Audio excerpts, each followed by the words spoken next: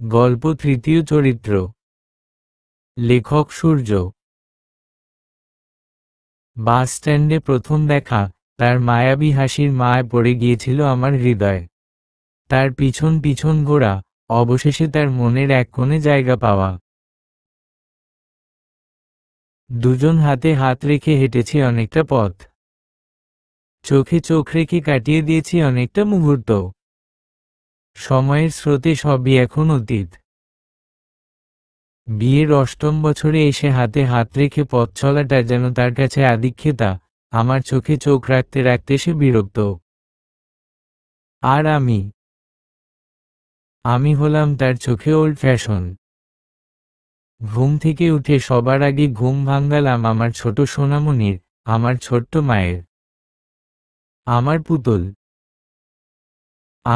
ওঠো মা, আম্মুটা ওঠো, স্কুলে যেতে দেরি হয়ে যাবে মা। পুতুল, আমি স্কুলে যাব না বাবা। ওঠো মা, স্কুলে না গেলে আম্মু কিন্তু খুব বকা দেবে, ওঠো। পুতুল, আর একটু প্লিজ বাবা।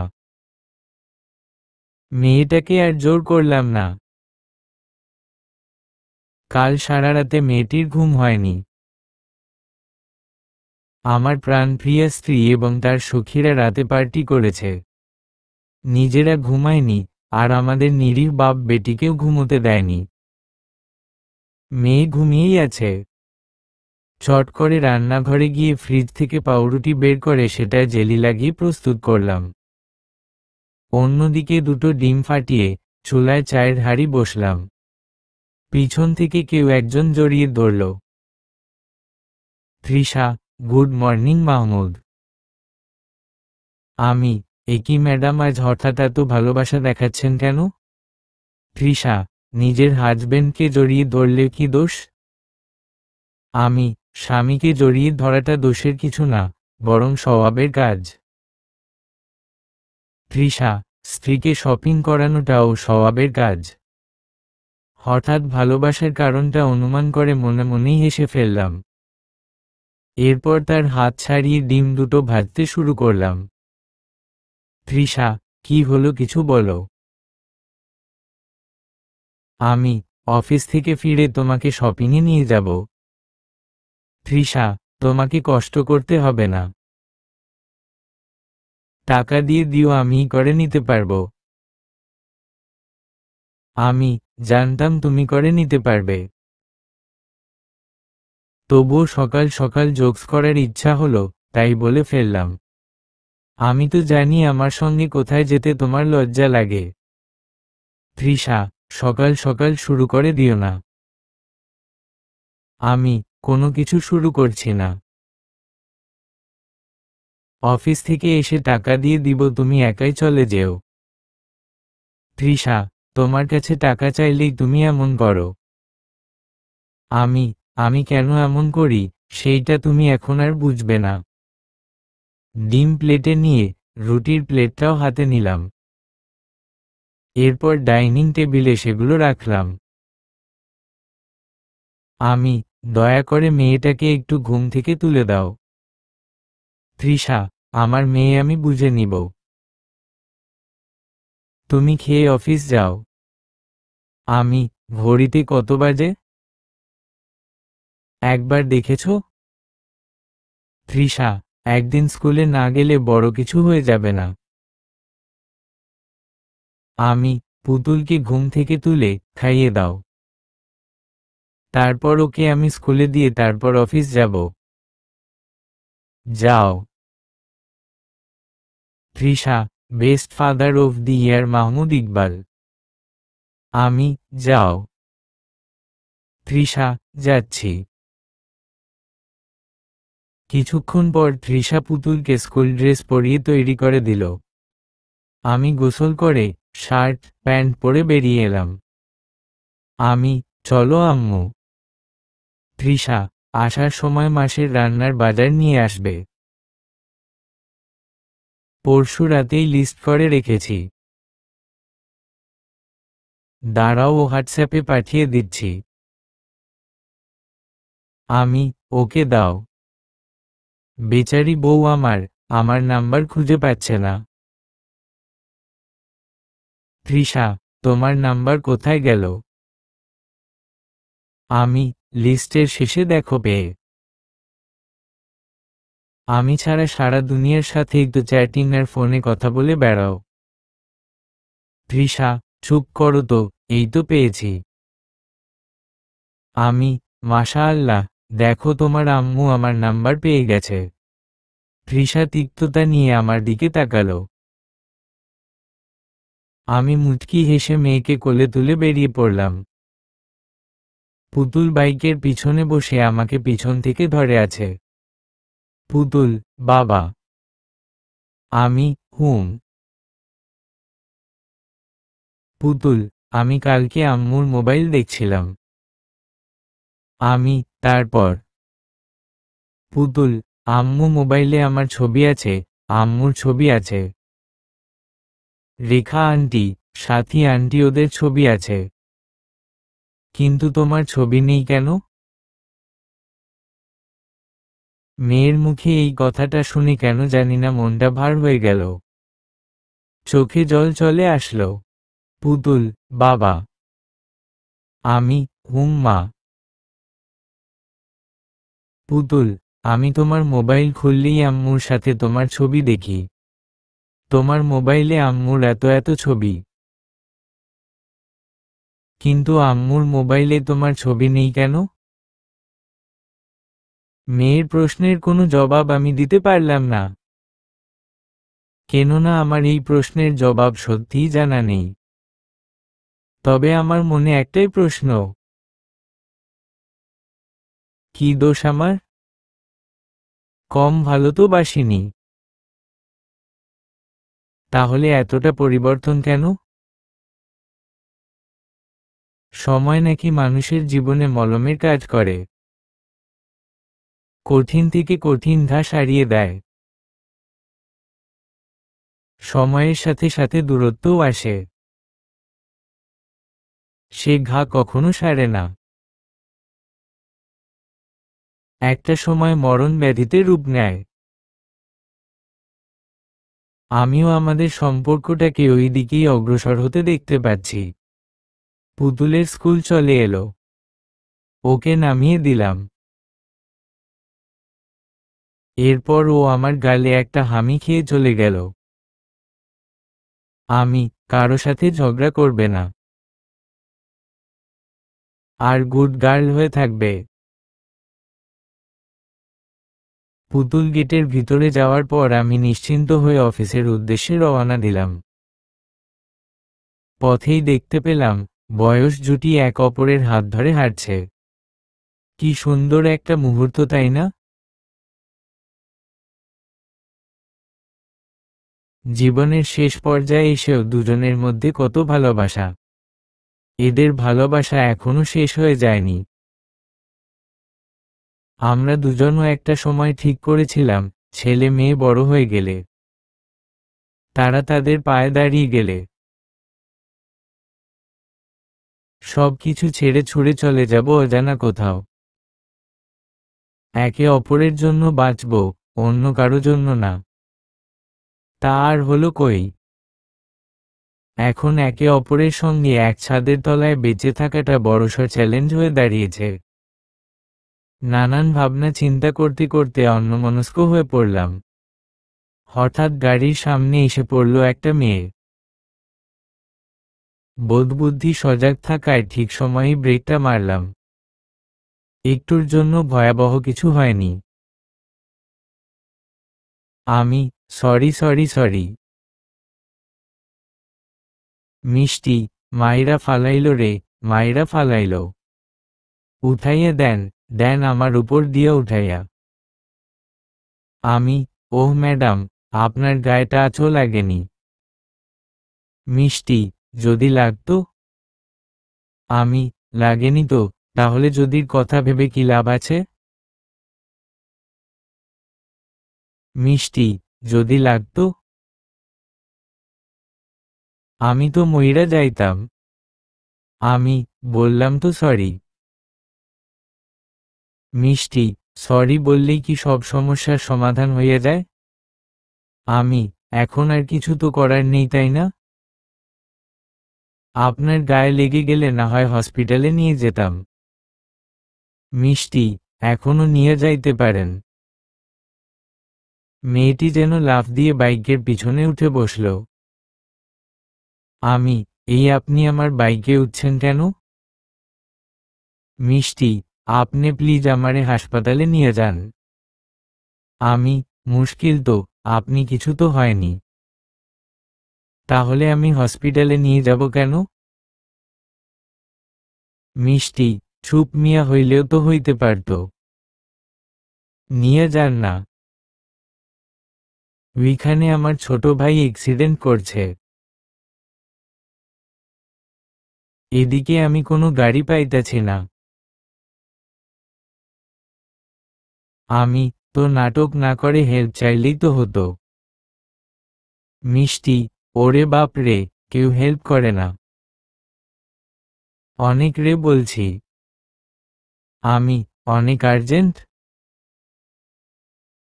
মিষ্টি, অনেক আর্জেন্ট, নয়তো আপনার গাড়িতে জোর কইরা উঠতাম নাকি।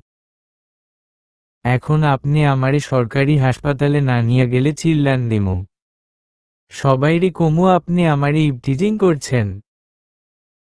আমি, এটা কোনো কথা? মিষ্টি, এইটাই কথা। কথা না কইয়ে চালান। মেয়েটির কথা বার্তায় অন্তর আমার থরথর করে কাঁপছে।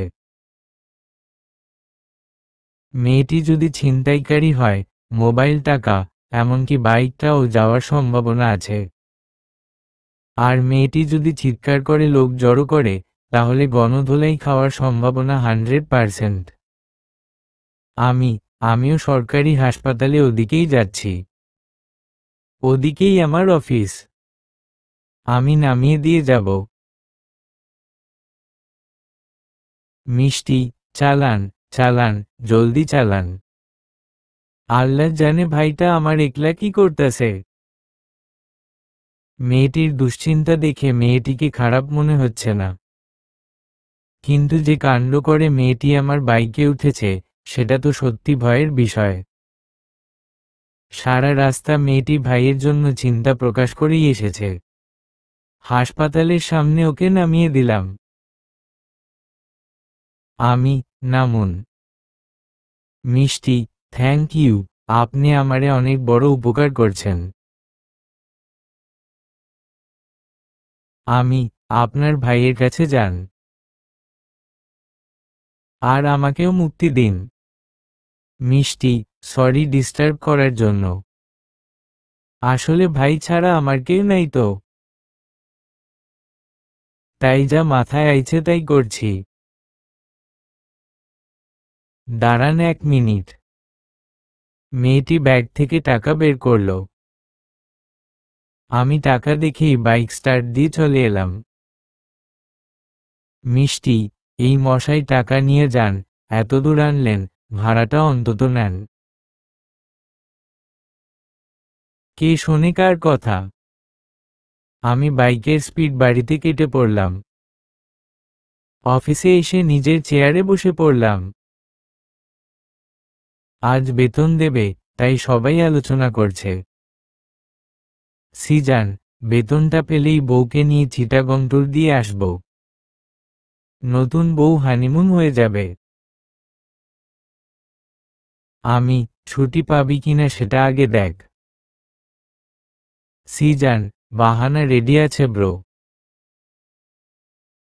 স্যারকে অলরেডি বলে রেখেছি বউ অসুস্থ, ওকে নিয়ে হাসপাতালে দৌড়াদৌড়ি করতে হবে। আমি, বউকে নিয়ে ঘুরতে যাবি, আর বউকেই টার্গেট করে দিলি। সিজান, তুই আবার কাউকে বলিস না। আমি, ওকে ডান। সিজান, এই ব্রো শোন। আমি, হুম। সিজান, চল ভাতিজিকে নানা বাড়ি রেখে ভাবিকে নিয়ে আমাদের সাথে ঘুরে আয়। সিজানের কথা শুনে হাসবো নাকি কাঁদবো বুঝতে পারছি না। যে আমার মুখ দেখে দেখে বিরক্ত, সে কিনা আমার সাথে ঘুরতে যাবে। সিজান, কি হলো, যাবি কিনা বল। আমি, হবে না ব্রো। পুতুলের এক্সাম, ওকে পড়াতে হবে। সিজান, অল্প বয়সে বিয়ে করলে এমনি হয়, এনজয় করার বয়সে বাচ্চার পড়ালেখার চিন্তা। থাক তুই। এই ব্রো টাকা ঢুকে গেছে। আমি, গুড শর কাজ করতে দে। সিজান, তুই কাজ কর। সিজান চলে সরে গেল। আমি নিজের কাজে মনোযোগ দিলাম। অফিস থেকে বের হতে একটা বুথ থেকে টাকা তুলে একটা মুদি দোকানে গেলাম। দোকানি, ভাইজান কি কি লাগবে? আমি, 1 বস্তা চাল, 1 কেজি ডাল। ম্যাডাম যা যা কিনতে বললেন সবগুলোই কেনা হলো। দোকানি, ভাইজান আর কিছু? আমি, মির্জা ভাই এগুলো আমার বাসায় পাঠিয়ে দিন। দোকানি, ঠিক আছে ভাই। আমি, হুম। দোকান থেকে বেরিয়ে এলাম। দোকানটা বাসার কাছেই। দোকান থেকে বাসা দেখা যায়। সন্ধ্যা হয়ে এসেছে। পাখিরা যার যার ঘরে ফিরে যাচ্ছে, এবার আমার ফেরার পালা। নীড়হারা পাখি আমি, নিজের বলতে কোনো ঠিকানাই যেন আর নেই। নাকে বেলি ফুলের ঘ্রাণ ভেসে আসছে। তাকিয়ে দেখি বেলি ফুলের গাজরা বিক্রি করছে। বেলি ফুল আমার তৃষার খুব প্রিয়। একটা কিনে নিলাম। এমনটা তো হতে পারে, এই ফুলের সুবাস জাদু হয়ে ওর মন অবধি আমার ভালোবাসা পৌঁছে দেবে। বাড়িতে ফিরে কলিং বেল বাজাতেই সাথে সাথে দরজা খুলে দিল তৃষা। আমি, ওরে বাবা আজ ম্যাডাম দরজা খুললেন যে। দোকানি, কোথায় রাখমু ভাইয়া? আমি, ওখানে রাখো। তৃষা, এত লেট করলি কেন? কতক্ষণ ধরে তোমার জন্য অপেক্ষা করছি। আমি, আমার জন্য অপেক্ষা করেছ নাকি? থাক, বাইরের লোক আছে। ওকে যেতে দাও। দোকানি চলে যেতেই হাত বাড়িতে দিল তৃষা। ভালোবেসে হাত বাড়ায়নি। হাতে কিছু টাকা রাখলাম। টাকাটা দেখে খুব খুশি হলো। আমার স্পষ্ট মনে আছে, প্রথমবার আমার হাত ধরার সময় ও এতটা খুশি হয়নি। যদিও ধীরে ধীরে নিজের মূল্য বুঝতে পারছি। তৃষা, রাতের জন্য রান্না করা হয়নি। পুতুল নুডলস খাবে বলল তাই নুডলস রান্না করে খাইয়ে দিয়েছি। আমি, মেয়েটার অবস্থা দেখেছ? এসব অস্বাস্থ্যকর খাবার কেন খাওয়াও বলো তো? তৃষা, দেখো মেয়ে তোমার একার না, আমারও মেয়ে। ওর ভালো মন্দ বোঝার ক্ষমতা আমারও আছে। আমি, ময়দা খাইয়ে ভালো করছো তাই না? তৃষা, ঘরে বানিয়েছি। তাও আবার আটা দিয়ে।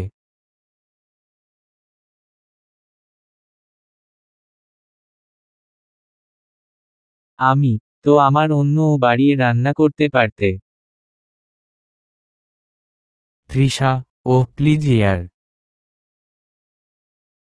এখন তুমি ঝগড়া করতে এসো না তো।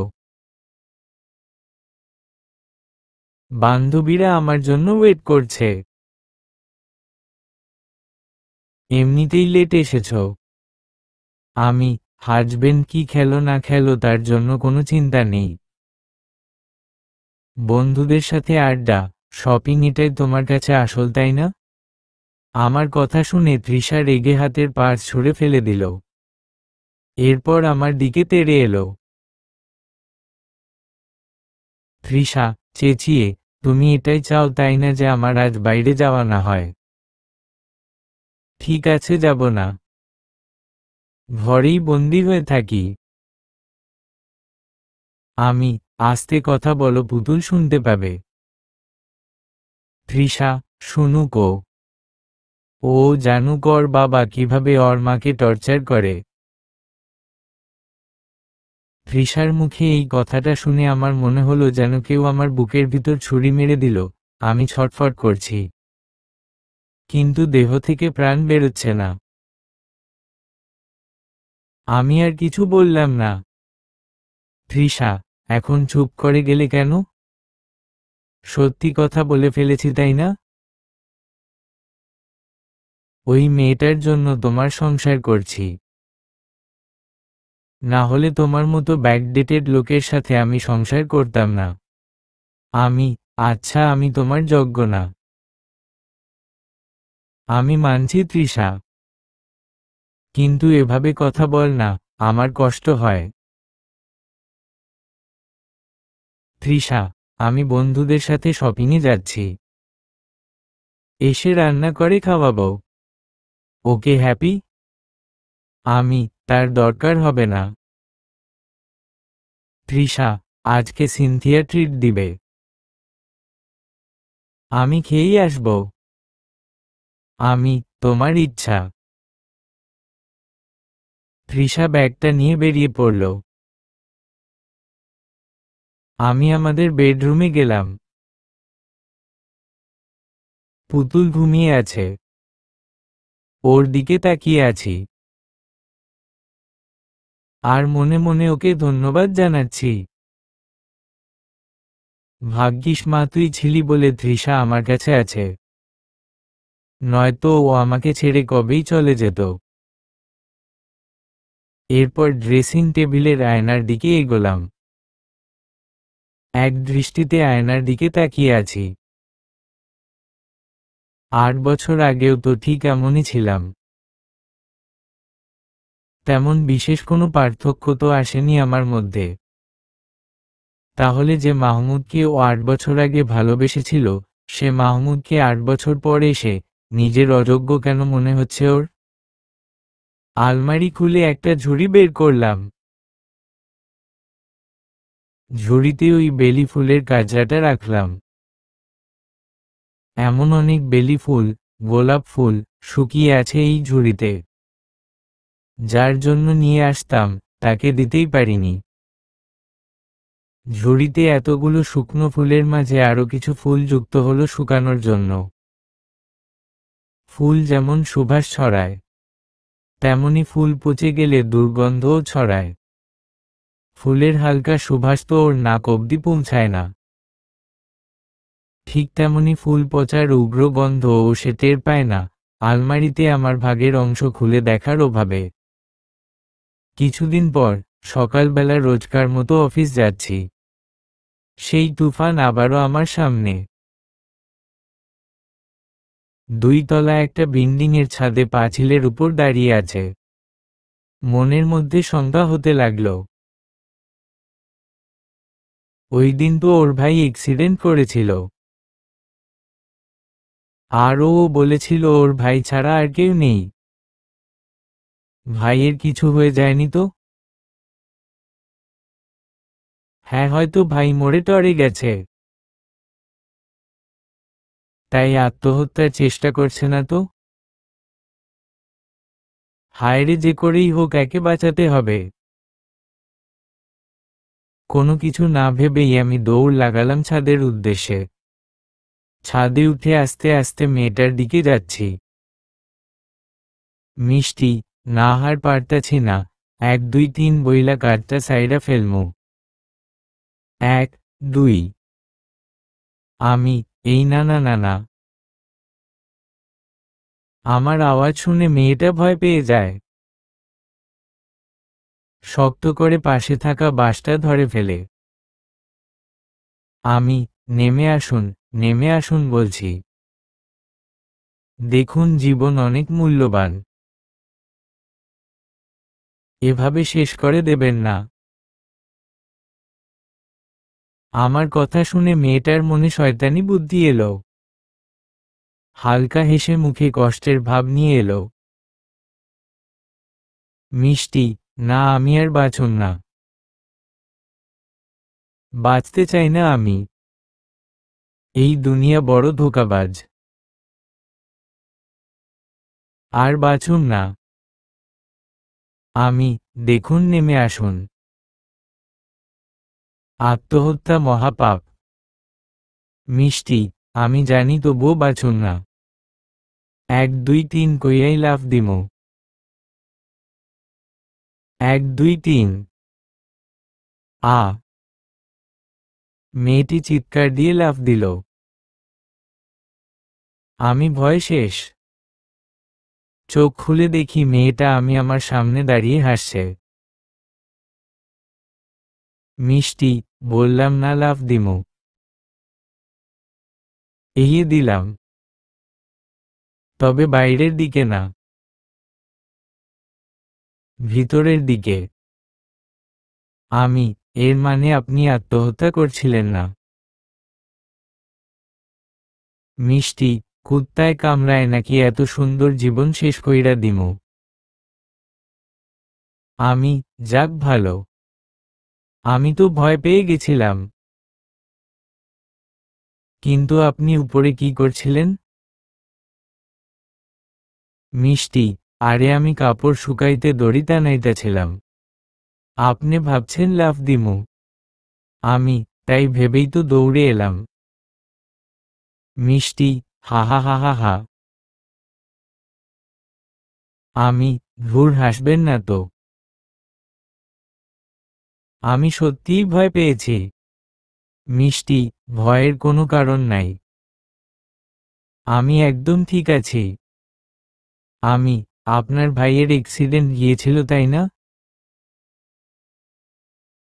কি অবস্থা এখন তার? মিষ্টি, একদম সুস্থ আছে। বাইরে বন্ধু গোসাথে খেলতে গেছে। আমি, আপনার ছোট ভাই? মিষ্টি, হুম। আমি, আমি যাই তাহলে। আর আজকের জন্য সরি। কি না কি ভেবে বসলাম।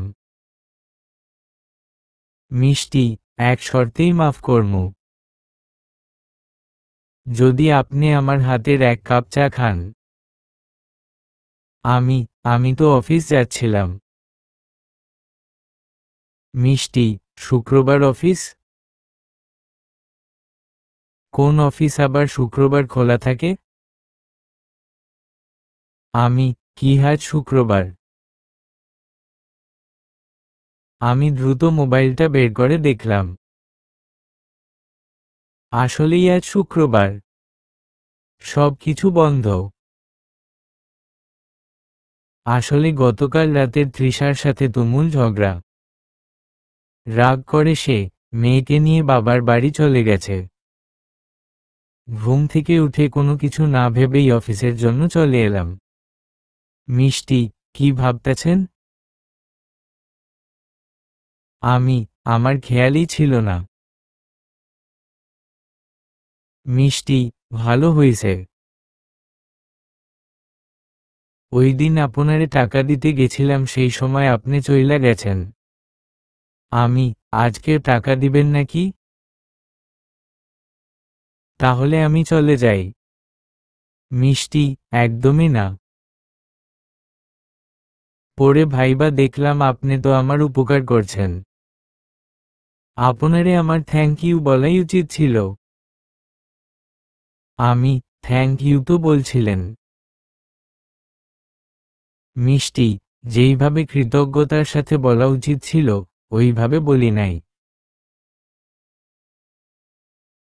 আজকে বলতেছি, আপনি ওদিন যে কত বড় উপকার করছেন।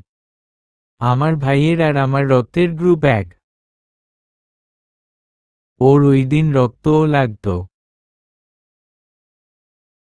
তাই কি রাইখা কি বলছি আমার মাথা কাজই করে নাই। আপনি হয়তো ঠক জোচ্চোর ভাবছেন। আমি, সত্যি বলতে অমন কিছুই ভেবেছিলাম। আমার কথায় মেয়েটি হাসতে হাসতে শেষ। আমি, বলছি অকারণে এত হাসতে নেই। মিষ্টি, আচ্ছা আচ্ছা ঠিক আছে। অফিস যেহেতু নাই, সো চা খাওয়াই যায়। আমি, খাওয়াই যায়। মেয়েটির সঙ্গে ওর ঘরে গিয়ে বসলাম। দেখে মনে হলো ভালো সচ্ছল পরিবার। পরিবার কি বলছি? মেয়েটা তার ভাইয়ের সঙ্গে এই বাড়িতে থাকে। বারবার মেয়েটা মেয়েটা করে যাচ্ছি। এত কথা বার্তা হলো কিন্তু মেয়েটার নাম জানা হলো না। সোফায় বসে আছি। মেয়েটা চা নিয়ে এলো। আমি, আপনার নামটা কিন্তু জানা হলো না। মিষ্টি, বিশ্বাস করেন চা বানানোর সময় বারবার ভাবছি আয়শা আপনারে জিজ্ঞাস করমু আপনার নাম কি। আপনি আগেই জিজ্ঞাস কইরা ফেললেন। যাই হোক, আমি মিষ্টি কথা। আপনার নামটা? আমি, মাহমুদ ইকবাল। মিষ্টি, আপনি চা খান না? আমি চায়ের কাপটা হাতে নিয়ে চায়ে চুমুক দিলাম। আমি, খুব টেস্ট হয়েছে তো। মিষ্টি, থ্যাংক ইউ সো মাচ। আমি, আপনার কথা শুনে মনে হয় না আপনি এখানকার স্থানীয়? মিষ্টি, আমাগো বাড়ি ফরিদপুর। ভাইয়ের কলেজের জন্য এইখানে চইলা আইছি। আমি, আপনি কি জব করেন? মিষ্টি, আমি লেখিকা। আমি, কি? মিষ্টি, এই টুকিটাকি লেখালেখি করি, রিসেন্টলি একটা বই প্রকাশ হয়েছে। আমি, অন সেকেন্ড, আপনি মিষ্টি কথা, চিনেছি। আপনার একটা বইও পাবলিশ হয়েছে। নিজেকে শান্ত রাখার মূল মন্ত্র, রাইট? মিষ্টি, আমি, আমি কিন্তু বেশ অবাক হলাম। মিষ্টি, কেন? আমি, আপনাকে দেখে তো মনে হয় না যে আপনি শান্ত। এত চঞ্চল একটা মেয়ে এই বইটি লিখেছে। ভাবা যায়? আমার কথা শুনে মিষ্টি একটু হাসল। এরপর ওই বই এনে আমার সামনে রাখল। আমি, আমি পুরোটা পড়েছি। এখানকার একটা কথা আমার খুব ভালো লেগেছে, যেদিকে তাকাই শুধু আপনজনই তো দেখি, কেউ তো পর নয়। তাহলে কে আমার ক্ষতি করছে? মিষ্টি, ক্ষতি আমার আমিই করছি, সকলকে আপন ভেবে। পর আছে এরই মাঝে, আপনের বেশ ধরে। আমি, মিষ্টি আমার দিকে তাকিয়ে আছে। আমিও ওর দিকে তাকিয়ে চোখটা সরিয়ে নিলাম। মিষ্টি, চা ঠান্ডা হয়ে যাইতাছে। আমি, মিষ্টি, বইয়ের মাত্র 101টা কপি বিক্রি হইছে। এই 1 মিনিট, আপনি এই বই কেন পড়েন? এইটা তো ছ্যাঁকা খাওয়া লোকেদের জন্যই লিখছি। আপনিও ছ্যাঁকা খাইছেন নাকি? আমি, আমি বিবাহিত। মিষ্টি, ওহ, সরি। তো মিস্টার মাহমুদ, বইয়ের কোনো লাইনের সঙ্গে আপনের জীবনের মিল পাইছেন? আমি, তাকে ধরে রাখার প্রচেষ্টায় নিজেকেই হারিয়ে ফেলছি। মিষ্টি, নিজেকেই নিজে হারিয়ে ফেলছি। আমি, কিছুক্ষণ নীরবতা বিরাজ করল। মিষ্টি হয়তো আমার বিষয়টা কিছুটা আন্দাজ করেছে, তাই সে আর কোনো কথা খুঁজে পেল না। আমিও নিজে থেকে আর কিছু বললাম না। ওর থেকে বিদায় নিয়ে বাড়ি চলে এলাম। একা ঘরে বসে আছি, একা হয়ে পড়ে আছি। যাকে আমার নিজের ভাবি, তাকে ছেড়ে পড়ে আছি। কাউকে বলতে পারছি না। আমি ভালো নেই। প্রতিবারের মতো এবারও নিজের আত্মমর্যাদা বিসর্জন দিয়ে তৃষাকে আনার জন্য ওর বাবার বাড়ি গেলাম।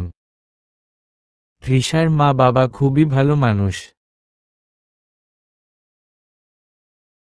তারা আমাকে বোঝেন, কিন্তু নিজের মেয়ের জন্য আমার পক্ষ নিতে পারেন না। তৃষার বাবা, যা মা যা, জামাই নিতে এসেছে ওর সঙ্গে যা। তৃষার মা, ঝগড়া বিবাদ সব সংসারেই হয়। তাই বলে এভাবে সব ছেড়ে চলে আসতে হয় না মা। আমি, তৃষা বাড়ি চলো। তৃষা, আমি যাব না। আমি, প্লিজ চলো। এভাবে রাগ করে থেকো না। আমি মাফ চাইছি, সরি। প্লিজ চলো। তৃষা, যেখানে সম্মান নেই স্বাধীনতা নেই সেখানে আমি ফিরে যাব না। অবাক হয়ে ভাবছি তৃষার কাছে সম্মান স্বাধীনতা আসলে কি? ওই সম্মান স্বাধীনতা শব্দ দিয়ে কি বোঝাতে চায়? ও যাই বোঝাতে চাক না কেন সেটা আমি একদমই বুঝি না। ও যা বলে আমি ঠিক তাই তাই করার চেষ্টা করি। ওর জন্য আমি নিজেকে সম্পূর্ণভাবে পরিবর্তন করেছি। ও যখন যা চায় তা দেওয়ার চেষ্টা করি। ওর সব শখ আহ্লাদ পূরণ করার চেষ্টা করি। তবুও বলছে আমি ওকে সম্মান করি না, স্বাধীনতা দিই না। যাই হোক, অনেক অনুরোধ করে, এক প্রকার হাতে পায়ে ধরে, ওকে বাড়ি ফিরিয়ে আনলাম। এবার নিজের রুম থেকেই বেরিয়ে যেতে হলে আমাকে। তৃষা, তুমি ওই রুমে থাকবে। আমি এই রুমে থাকব। আমি, কিন্তু কেন? তৃষা, কারণ তোমার মুখ আমি দেখতে চাই না। আমি, ওহ আচ্ছা। আমি এতটাই খারাপ? তৃষা, ওহ প্লিজ, এখন আর অশান্তি করো না। পুতুলের উপর এর খারাপ প্রভাব পড়বে। আমি, বাবা মাকে আলাদা থাকতে দেখলে খুব ভালো প্রভাব পড়বে তাই না? তৃষা, দেখো তুমি। আমি, কোনো কথা নয়, আমি ওই রুমেই থাকব। আর একসাথে এক বিছানায় থাকব। আমার মুখ দেখতে ইচ্ছা না করলে অন্যদিকে ফিরে ঘুমিও। Trisha, okay fine.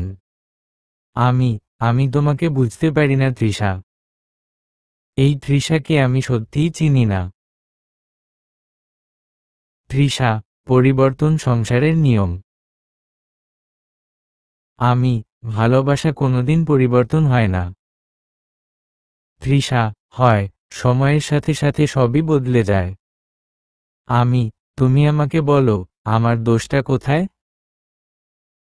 আমি কি এমন করেছি যার জন্য তুমি আমাদের মাঝে এমন দেয়াল তুলে দিয়েছ? তৃষা, তোমার দোষ এটাই যে তুমি একটু বেশিই ভালো। আমার বন্ধুর হাসব্যান্ডের দেখো, ওরা ওদের বউদের কেমন লাইফ দিয়েছে আর তুমি আমাকে এই 2 রুমের ফ্ল্যাটে রেখেছ। আমি, আমি তো নিজের সাধ্যমতো চেষ্টা করি বলো। তোমাকে ভালো রাখার চেষ্টা করি। তৃষা, দেখো বেশি কথা বাড়িও না। একসাথেই তো থাকা হচ্ছে তাই না? এখন কথা বলতে চাই না। প্লিজ সর। আমি, যাও, একটু মাথা ঠান্ডা করো। অন্য ঘরে ঘুমানোর ব্যাপারটা আমি একদমই প্রশ্রয় দিলাম না। কেননা স্বামী স্ত্রী আলাদা থাকলে শয়তান প্রভাব বিস্তার করে। আর আমি চাই না আমার মনে তৃষার ব্যাপারে কোন বাজে চিন্তা আসুক। বাজে চিন্তা বলতে রাগ অভিমান এটাই বোঝাচ্ছি। তৃষার প্রতিটা বেয়াদবি, অসম্মান, কটু কথা সব সহ্য করি। তার একটাই কারণ, ওকে আমি খুব ভালোবাসি। পুতুল, বাবা কার যেন ফোন এসেছে। আমি, এদিকে দাও। পুতুলের থেকে মোবাইলটা নিয়ে বারান্দায় চলে এলাম। আমার পরম মিত্র সিজান ফোন করেছে। আমি, বলেন ভাইজান। সিজান, দোস্ত আর্জেন্ট একটা হেল্প লাগবে রে। আমি, কি হেল্প? সিজান, আরে আমার ওয়াইফ সুহানি। আমি, তোর ওয়াইফের নাম যে সুহানি সেটা আমি জানি। সিজান, আরে সুহানির কলেজে একটা অনুষ্ঠান, কবিতা আবৃত্তির একটা ছোট সাংস্কৃতিক মঞ্চের আয়োজন হবে। এখন তুই তো ভালোই বইটি পড়িস, তুই যদি এখানে অংশ নিস, সবাই উৎসাহ পাশে। আমি, আমি পাগল নাকি? বই পড়ি বলে কি আবৃত্তি পারি নাকি? সিজান, দেখ তোর কাছে আর কোনো অপশন নেই। আমি তোর ভাবিকে বলে দিয়েছি তুই ওকে হেল্প করবি। দেখ ভাই, আমিও থাকব। নতুন নতুন কলেজ জয়েন করেছে ও, ওর একটা মান সম্মান আছে তো নাকি? শোন, তুই ভাবিকে আর ভাতিজিকে নিয়ে আসবি কিন্তু। আমি, আজব তো। আমি পারবো কি না, না জেনেই তুই আমাকে ফাঁসিয়ে দিচ্ছিস। সিজান, বন্ধুদের এটাই তো কাজ। আমি, পারবো না। সিজান, দেখুন মিস্টার মাহমুদ, আমি আপনার সিনিয়র, আপনাকে অর্ডার করছি। আমি, সিনিয়র আপনি অফিসে, অফিসের বাইরে নন। সিজান, দেখ ভাই, বউয়ের সামনে মানটা রেখে দে। বাজেট খুবই কম, না হলে কোনো ভালো কবিকে গেস্ট করে আনতাম। আমি রাখি বাই। তুই কিন্তু আসবি কাল সন্ধ্যায়। এর আগে ফোন দিলেও আমি ধরব না, সো ডোন্ট কল। এই বলে বন্ধু আমার ফোন কেটে দিল। বন্ধুদের কাজ এটাই, অন্য বন্ধুকে বিপদে ফেলা। আমি, কি একটা বিপদ! আমাকে কণ্ঠ আমার বউই সহ্য করতে চায় না, অন্যরা কি বা সহ্য করবে? কি করা যায় ভাবতে ভাবতে একজনের মুখই ভেসে উঠল আমার চোখের সামনে মিষ্টি কথা। পরের দিন সকাল হলেই কলিং বেল বাজল মিষ্টি কথার বাড়ির। মিষ্টি, আরে আপনি, ভিতরে আসেন ভিতরে আসেন। আমি, ডিস্টার্ব করলাম না তো? মিষ্টি, ধুর, কোনো ডিস্টার্ব করেন নাই, এই মাত্র ভাই কলেজ গেল। আমি, যাক তাহলে ঠিক আছে। মিষ্টি, চা খাইবেন? দাঁড়ান। আমি, না না, কিছু খাবো না। মিষ্টি, আরে মিয়া, সকাল সকাল বান্ধবীর বাড়ি আইছেন, কিছু না খাইলে কি হয়? চা নাস্তা সব বানানোই আছে, সকালে কিছু না খেয়েই চলে এসেছি। এক হিসেবে ভালোই হলো, খাওয়াটা হবে। মিষ্টি কথা আমার জন্য চা আর রুটি নিয়ে এলো। মিষ্টি, নেন গরমা গরম রুটি আর চা,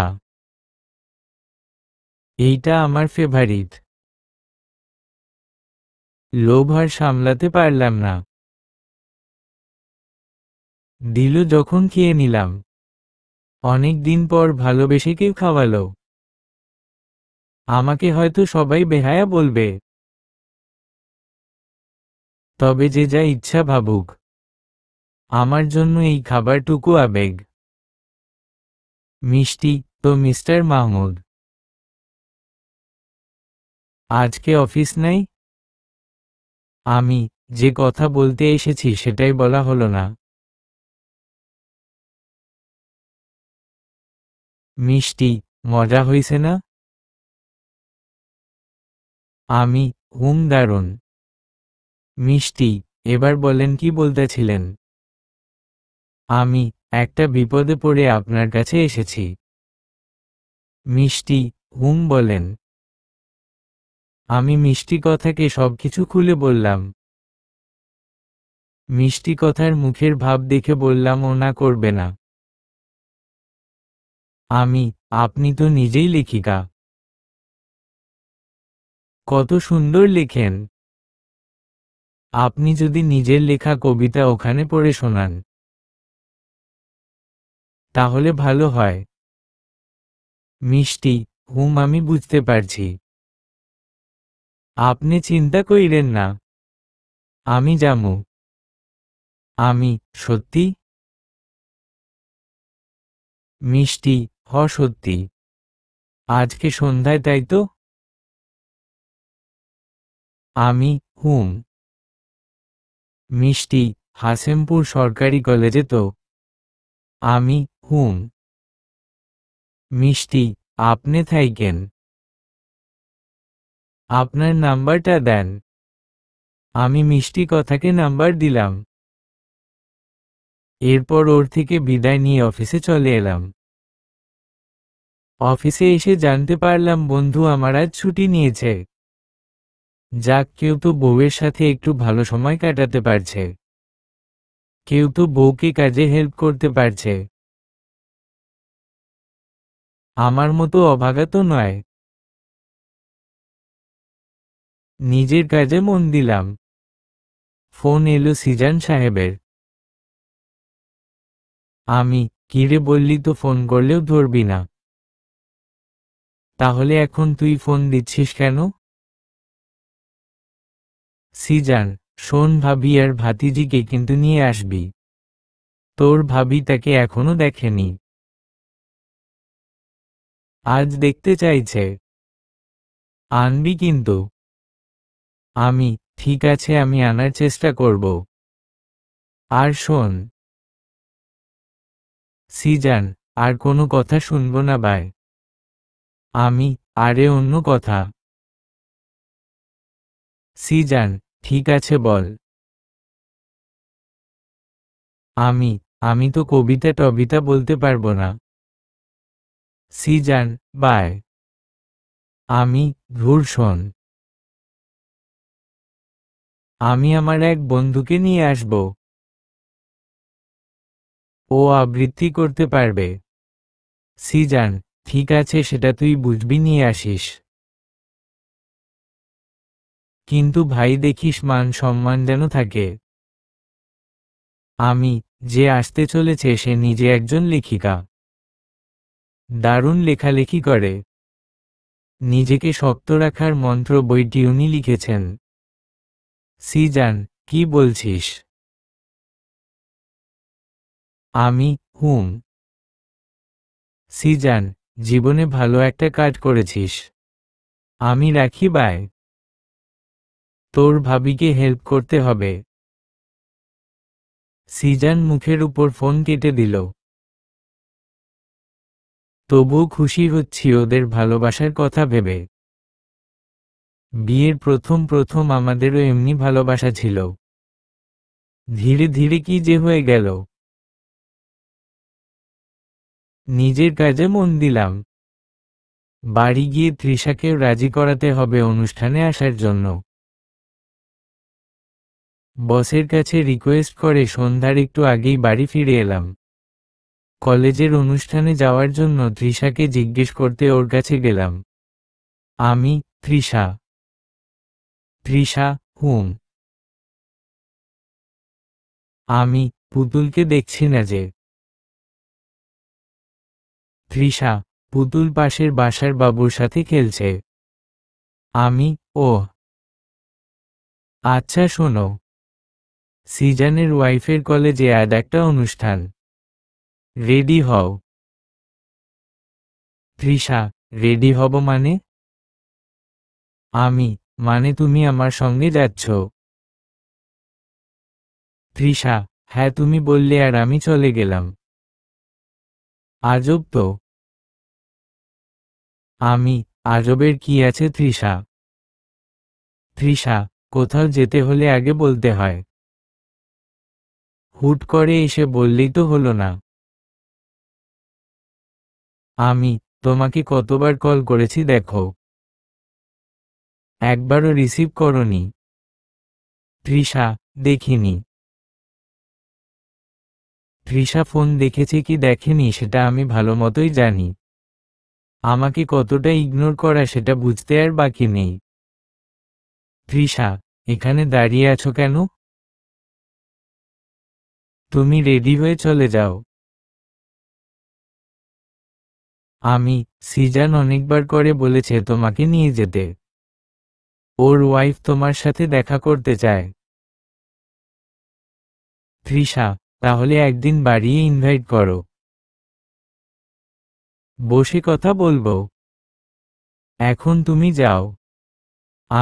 এর মানে তুমি যাবে না? তৃষা, বললাম তো যাব না। এটা কিন্তু ঠিক না। আমি তোমার স্বামী, ভালো তোমাকে কোনো জায়গায় নিয়ে যেতে চাইছি। আমার সঙ্গে যাওয়া তোমার দায়িত্ব। তৃষা, আরে বাবার স্বামী। তো স্বামী একটা ডায়মন্ডের হার গিফট করুন প্লিজ। তুমি জানো যে এটা আমার পক্ষে সম্ভব না। তৃষা, তো কথায় কথায় নিজেকে স্বামী স্বামী বলো না। এবার মাথার উপর দাঁড়িয়ে না থেকে যাও প্লিজ। আমি আমার বিষয়ে সব জেনেই কিন্তু তুমি এসেছিলে। তৃষা, ভুল করেছিলাম। তৃষার বিষাক্ত কথাগুলো আর সহ্য করতে পারছি না। প্রিয় মানুষটার কাছ থেকে এসব কথা বুলেটের মতো বুকটা ছিন্ন ভিন্ন করে দিচ্ছে। আমি আর কথা বাড়ালাম না। একবার ভেবেছিলাম মেয়েকে নিয়ে যাব, কিন্তু সেটা বলতে গেলেও আবার অশান্তি হবে। অশান্তির দরকার নেই। আবার ভাবলাম আমিও যাব না। ওইদিকে মিষ্টি কথা এসে আমার জন্য অপেক্ষা করবে। ওকেও তো অ্যাটেন্ড করতে হবে। আমি চলে যাব বলে ঠিক করলাম। যেমন ভাবনা তেমন কাজ। চলে এলাম কলেজে। খুব সুন্দরভাবে সাজানো হয়েছে। লোকজন আসছে অনুষ্ঠানে যোগদানের জন্য। দরজার সামনেই দাঁড়িয়ে আছে সে। মিষ্টি কথা। আমাকে দেখেই হাত জাগিয়ে আমাকে ডাকছে। মিষ্টি, এই মিস্টার মাহমুদ। এইখানে। আমি ওকে ইশারা করে বললাম আসছি। আমার ফোনটা হাত থেকে পড়ে গেল। মোবাইল তুলে লিখি মোবাইল বন্ধ হয়ে গেছে। তাই অজ্ঞান মোবাইলটাকে পকেটেই রেখে দিলাম। এরপর ওর কাছে গেলাম। মিষ্টি, কতক্ষণ ধইরা দাঁড়াইয়া আছি। দেরি করার জন্য সরি। আসলে রাস্তায় এত জ্যাম ছিল। মিষ্টি, সমস্যা নাই, আমার অপেক্ষা করার অভ্যাস আছে। আমি মানে? মিষ্টি, মানে কিছু না।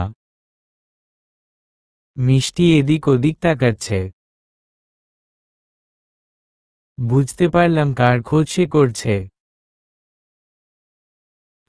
সে আসেনি। মিষ্টি, ওমা কেন?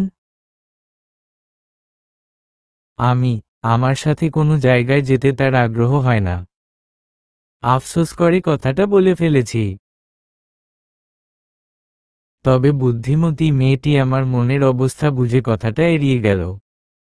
মিষ্টি, ভিতরে যাওয়া যাক। হ্যাঁ হ্যাঁ চলুন। মিষ্টি কথাকে নিয়ে স্টেজের সামনে এলাম। স্টেজটা খুব সুন্দর করে সাজানো হয়েছে। সকলের বসার জন্য চেয়ার দেয়া হয়েছে। মিষ্টি, ডেকোরেশন খুব সুন্দর হয়েছে, তাই না? আমি হুম, আমার বন্ধু আর তার ওয়াইফ সব অ্যারেঞ্জ করেছে। মিষ্টি, খুব সুন্দর। কিন্তু তারা কোথায়? আমিও তো তাদের খুঁজছি। আপনি এখন শুদ্ধ করে কথা বলছেন? মিষ্টি, হ্যাঁ, শুদ্ধ করেই বলছি। কিন্তু আপনি তো এমন করে কথা বলেন না। মিষ্টি, এখানে কত মানুষজন, তাই এভাবেই বলছি। আমি আপনার কষ্ট হলে বলার দরকার নেই তো। আপনার মাতৃভাষা ওটা। লজ্জার কিছু নয়। মিষ্টি, এইটা যেমন আমার মাতৃভাষা, এটাও ঠিক তেমনই আমার মাতৃভাষা। আপনি চিন্তা করবেন না, এতেও আমি কমফোর্টসল। তাহলে ঠিক আছে। ওরা কোথায় যে গেল? আমার চোখ পড়ল স্টেজের পিছনের দিকে। সেখানে সিজান এবং ওর ওয়াইফ সুহানি কথা বলছে। আমি সিজানকে ডাক দিলে ওরা দুজন ছুটে এলো। ওই তো আসছে ওরা। সিজান, ভাবি এলো না? না রে, ওর শরীরটা তেমন ভালো নেই, তাই আসতে পারেনি।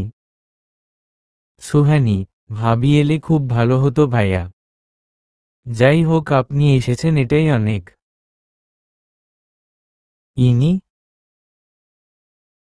আমি ইনি আমার বন্ধু প্লাস একজন দারুণ রাইটার, মিষ্টি কথা। সুহানি, ভালো আছেন আপনি? মিষ্টি, ভালো। আপনারা কেমন আছেন? সুহানি, এই চলছে আর কি। সিজান, সুহানি, ওনাকে রিহার্সাল রুমে নিয়ে যাও। আমি ওনার জন্য নাস্তার ব্যবস্থা করছি। মিষ্টি, না না, ওই সবের কোনো প্রয়োজন নেই। সিজান, না না ম্যাম, আপনি আমাদের ইনভাইটেশনে এসেছেন, আমাদের এইটুকু করতে দিন। সিজানের আচরণে মিষ্টি কথা খুব খুশি হল। আমি আর মিষ্টি কথা সুহানির সঙ্গে রিহার্সাল রুমের দিকে যাচ্ছি। হঠাৎ মিষ্টি কথা দাঁড়িয়ে পড়লেন এবং পিছনে ঘুরে আমার দিকে তাকিয়ে একটা মন ভোলানো হাসি দিলেন। মিষ্টি, থ্যাংক ইউ মাহমুদ। আজ আপনার জন্য এত সম্মান পেলাম, থ্যাংক ইউ। আমি মুচকি হেসে চোখের ইশারায় থ্যাংক ইউটা গ্রহণ করলাম। মিষ্টি কথার জন্য কিছু না করেই এত মিষ্টি করে ধন্যবাদ পেলাম। আর যার জন্য নিজের কলিজা কেটে বিছিয়ে দিলাম, তার থেকে ধন্যবাদ তো দূরে থাক, একটু হাসিও পাই না।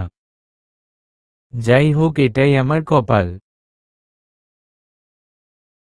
কিছুক্ষণ পর অনুষ্ঠান শুরু হলো।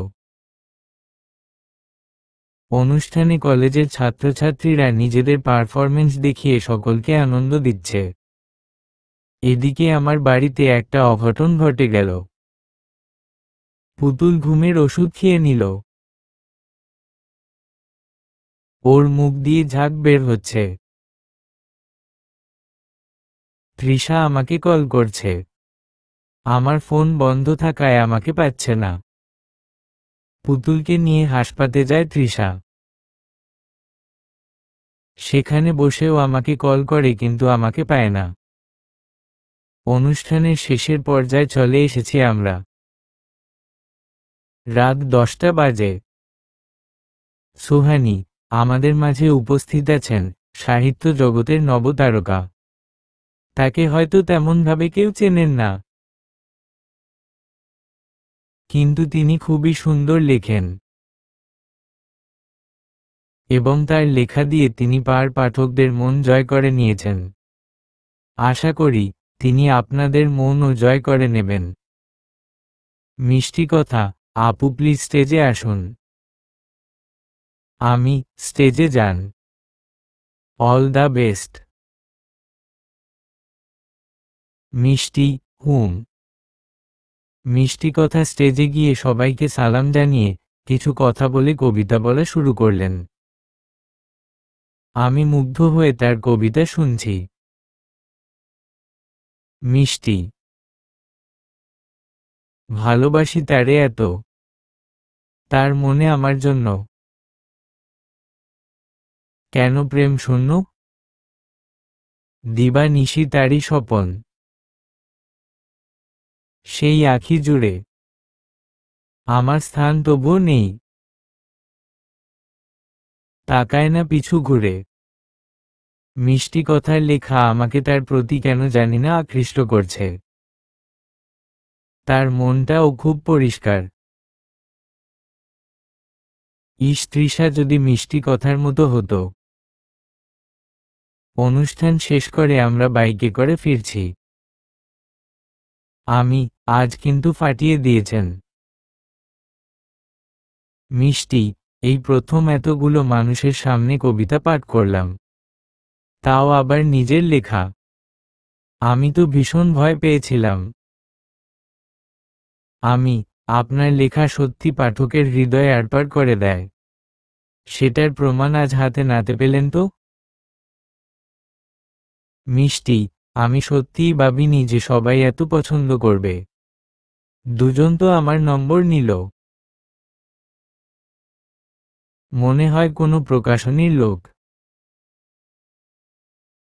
আজকে এখানে নিয়ে গিয়ে আপনি যা উপকার করলেন, যতবার ধন্যবাদ দিব তত কম হবে। আপনি অনেক দূর যাবেন। মিষ্টি, সত্যি বলছেন? সত্যি। আমি বাইক থামাতেই মিষ্টি কথা আমার অনেকটা কাছে চলে এলো। ও নিজে একটু বিব্রত হয়ে নেমে দাঁড়ালো। মিষ্টি, আজকে অনেক রাত হইয়া গেল, তাই আর ভিতরে আইতে কইলাম না। আমি হেসে ফেললাম। সেও বুঝে গেল কেন হেসেছি। মিষ্টি, সত্যি বলতে এমনে কথা কইলেই মাটির ফিল পাই। আন্নের মুহে এমনে কথা শুনলে মোরও বালা লাগে। আমি আর মিষ্টি কথা দুজনেই হেসে ফেললাম। এরপর ওর থেকে বিদায় নিয়ে বাড়ির উদ্দেশ্যে রওনা দিলাম। বাড়িতে ফিরতেই দেখি দরজায় তালা ঝুলছে। পাশের বাসার আন্টির কাছে সব জানতে পেরে মোবাইল হাতে নিলাম। দেখি মোবাইল বন্ধ। মোবাইলটা খুলে দেখি তৃষার 12টা কল। ছুটে হাসপাতালে এলাম। এসে দেখি মেয়েটা আমার ঘুমোচ্ছে। কেবিনে কাউকে না দেখে আমি ওর কাছে গিয়ে বসলাম। মাথায় হাত দিতে যাব তখন তৃষা আমার হাত ধরে নিল। তৃষা, ফুর্তি করে ফিরে এসেছিস তাই না? তৃষা, কি বলছো তুমি? তৃষা, তুই তোর বাবার হালাল ছেলে তো? তৃষা, তুমি কি নিজের বিবেক হারিয়েছ? তৃষা, কুকুরের জন্ম তুই। তোকে এত ফোন দিলাম, মোবাইল বন্ধ। এদিকে আমার মেয়েটা মরতে বসেছিল। দেখো, মাথা ঠান্ডা করো। এখন তো সুস্থ আছে পুতুল। কিছু তো হয়নি। তৃষা, শুয়োরের বাচ্চা, তুই তো চাস আমি আর আমার মেয়ে মরে যাই। মরে গেলে নতুন বিয়ে করে ফুর্তি করবি তুই। তৃষার আজকের কথাগুলো আমি সহ্য করতে পারলাম না। ও এমনভাবে বলছে যেন পুতুলের এই অবস্থার জন্য আমি দায়ী। আজ আর নিজেকে আটকে রাখতে পারলাম না। ঠাটিয়ে একটা চড় মারলাম তৃষার গালে। সাথে সাথে গালে 5 আঙুলের ছাপ বসে গেল। রেগে ওখান থেকে বেরিয়ে এলাম। আজ আমি ভীষণ ভেঙে পড়েছি। বাঁচার বিন্দুমাত্র ইচ্ছা আমার মধ্যে অবশিষ্ট নেই। নিজেকে শেষ করে দিতে ইচ্ছা হচ্ছে। যাকে প্রাণের চেয়েও বেশি ভালোবাসলাম তার গায়ে কিনা হাত তুললাম। আমার পুতুলের এই অবস্থায় আমি কোনো কাজেই আসতে পারলাম না। আমি সত্যি খুব খারাপ বাবা, খুব খারাপ স্বামী। আমি সত্যিই খুব খারাপ একজন মানুষ। মরে গেলেই সবাই শান্তি পারে। হ্যাঁ, আর বেঁচে থাকবো না। আমার প্রতিটা নিঃশ্বাস কাটা হয়ে গায়ে বিঁধছে। আর না, আজ আর না। নানান জল্পনা কল্পনা করতে করতে হেঁটে চলেছি। কোন দিকে যাচ্ছি মাথা কাজ করছে না, কিছুই বুঝতে পারছি না। শুধু হেঁটেই চলেছি। অনেক রাত হয়েছে। রাস্তাঘাট ফাঁকা, আকাশে মেঘ করেছে। আকাশেরও যেন আমার কত মন খারাপ। একটু পরেই হয়তো অঝরে কেঁদে নিজের বুক হালকা করে নিবে। কিন্তু আমার বুকে চেপে থাকা কষ্ট হালকা হওয়ার নয়। হঠাৎ মোবাইল বেজে উঠল। নাম্বারটা দেখে রিসিভ করলাম। ফোনের ওপারে আমার পছন্দের সেই লেখিকা। মিষ্টি কথা। আনন্দ মাখা কণ্ঠে কথা বলছেন। মিষ্টি, এত রাত্রে ডিস্টার্ব করার কোনো সরি। কিন্তু এত খুশির খবর আপনারে না জানাইয়া আমার ঘুমই আসত না। জানেন, আজকে ওই অনুষ্ঠানে আহসান মির্জা নামে একজন লোক ছিল। সে নতুন একটা পত্রিকা শুরু করবে। আমার লেখা কবিতা, ছন্দ এসব ওনার পত্রিকায় ছাপাইতে চায়। ধীরে ধীরে আমার নাম ডাক হইব। সব আপনের জন্য সম্ভব হইল। Thank you. আপনি আসলেই আমার একজন প্রকৃত বন্ধু। ওই কথা বলেন না কেন? কি হইল? আমি, মিষ্টি কথা, আমি খুব খারাপ তাই না? মিষ্টি, কি বলতেছেন আপনি? আমি, আমি খুব স্বার্থপর। আমি কোনোদিন কারো কাজে আসি নাই। আমি একটা অপদার্থ।